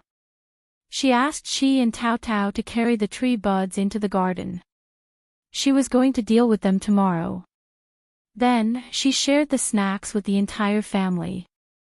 First, Madame had given them 2 boxes of pastries, which were made by their special chef at the mansion. They were sweet and crispy and everyone loved how they tasted. Shao Yunduan and Qiao Xian felt assured hearing that everything was going well at home. When they talked about how bustling the province was, Miss Fong could not help but look forward to visiting there, let alone Shao Sanlang and Yang Xiaoni. They had never thought about this earlier, but things were different now. Qiao Xian smiled. When it becomes warm next year, we will all go there for a trip, okay? That sounds great. I want to go too. Shao Sanlang and his wife were the most motivated when hearing the proposal. Ms. Fong looked at the couple, hesitating. But can we all really go there? Qiao Xian smiled. Yeah, Mom, we can rent a wagon and we'll arrive within one day. Our whole family will go together. Anyways, we have enough money with us. We don't have to be worried about anything. Ms. Fong laughed. Okay. We will all go there. Okay. The whole family laughed and talked, when suddenly Xiao Liulang rushed in. Fifth cousin. Everyone was startled. Ms. Fong frowned and asked Ms. Su and Yang Xiaoni to go make dinner. Shao Yunduan was confused. What is it? Xiao Liulang looked so angry when he said, Why didn't you tell me about going to Brother Yu's home for a visit? Xiao Liulang had been suffering terribly ever since he got to know about it. The more he thought about it, the angrier he became. He just could not help but imagine how Xiao Yunduan stood out among all those excellent people, and he was so annoyed by this imaginary picture.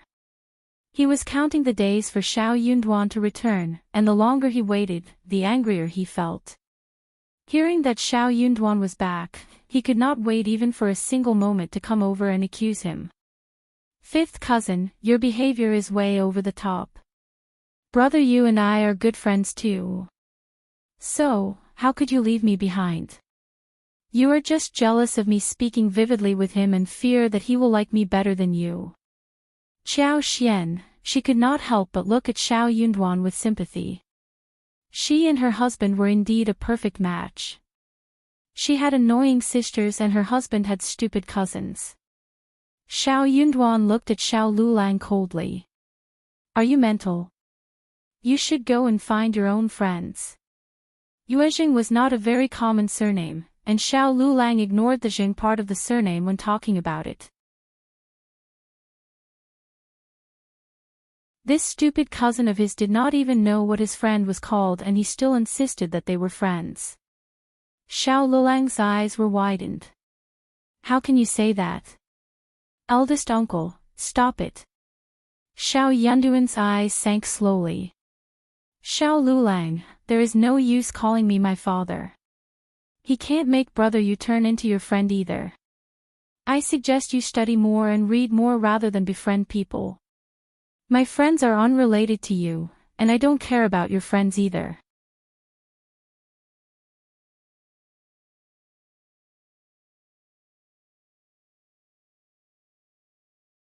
Chapter 429, Pretending People. Xiao Liulang said, You must have messed around later. Extremely annoyed, Xiao Yunduan replied without hesitation. If you had not sucked up to him, how would Brother Yu know who you are? You said that you had a nice chat with him, but what did you speak with him about anyway? Why didn't he send you any invitation? Qiao Xian chuckled and smiled. Darling, maybe you are wrong. Maybe you have hidden the invitation which was meant for your cousin. Xiao Liulang followed up. Yeah. Xiao Yunduan. Qiao Xian added again with a smile. That is called, you can never wake up those who pretend to be asleep. For example, it is daytime, but that person would always say that it is night because he has his eyes closed. It is dark, because it is night as per him. Xiao Yunduan almost burst into laughter, despite the anger he held in his mind. Xiao Liulang. What are you talking about? This is what I mean. Qiao Xian said coldly, My husband has already put it forward clearly that he and you are not on the same level, so stop messing around with his friends. Hearing her blunt words annoyed Xiao Liulang even more. Eldest uncle felt that Qiao Xian was not being nice. He immediately said, Miss Qiao, watch your words. Ignoring him, Qiao Xian continued. You are well aware whether or not you had a nice chat with my husband's friends, right? Actually, even if you had a good conversation with them, so what? Xiao Liulang was stuck in words. True, so what? He was very confused. What was he thinking about anyway? Shao Yunduan asked him coldly. Is there anything else? Just leave if you have nothing else to say. Shao Liulang stomped his feet, snorted and left. Eldest uncle felt so sad. Yunduan, you are studying together, and you should stay close to each other. How can you? Elder uncle was very confused why Shao Yunduan called young Master Yuezheng as young Master Yu instead when he was talking with Shao Liulang, but he did not think that was important. He said, you can go out together and take care of each other. Dad, you are wrong. Shao Yunduan replied straightforwardly. He is selfish and overly confident. I don't get on well with him. So please, stop trying to get us together in the future. I don't want to get involved with him in any way. Let me tell you the truth, no teacher in the college has ever said that he is intelligent or good with studies. He is just lying to you all. He is very bad at homework as well. He has been punished many times for not being able to recite any articles. Dad, why do you think such a person would help me when I need it? Eldest uncle was shocked.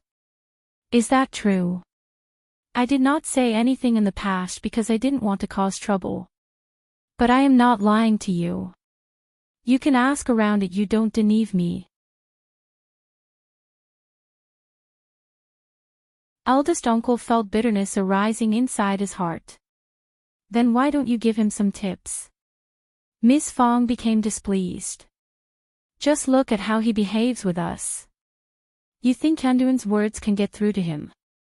Shao Yunduan said as well, you can instruct and guide him if you wanted, Dad. Eldest uncle sighed and felt grievous. But if what you say is true, but...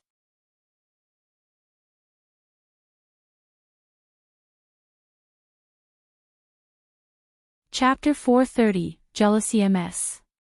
Fong sneered and was eager to watch a good show. She said to herself, just speak with him and see if he wants to listen to you. Shao Liulang still believed firmly that Yuezheng Shao and Xie Jingrong had treated him as a friend and that Shao Yunduan must have stopped him from joining them for the visit. But he did not know how to counter him, and he had no place to vent his anger. The next day, eldest uncle could not stand it anymore. But when he tried to guide him to the right path, Shao Liulang snapped at him and complained about Shao Yunduan, saying that eldest uncle should discipline Shao Yunduan so he would not dare to treat him like this in the future. The eldest uncle finally got the chance to tell him what he had been prepared to tell him after a long while. The moment Shao Liulang heard him, he interrogated eldest uncle about where he heard such a rumor.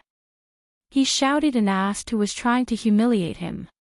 It must be Shao Yunduan who said that, right? He is lying, he is just jealous of me. Shao Liulang kept accusing Shao Yunduan aggressively, but he did not dare to confront Shao Yunduan about it. In the end, he ignored eldest uncle and left from there angrily. Eldest uncle was confused. He did not think that his son would lie to him, but his nephew was also a literati who did not seem to be lying either. After breakfast, Qiao Xian sorted out the presents and gave a portion to each member of the family. Qiao Xian finally unpacked the gifts which the first madam gave her.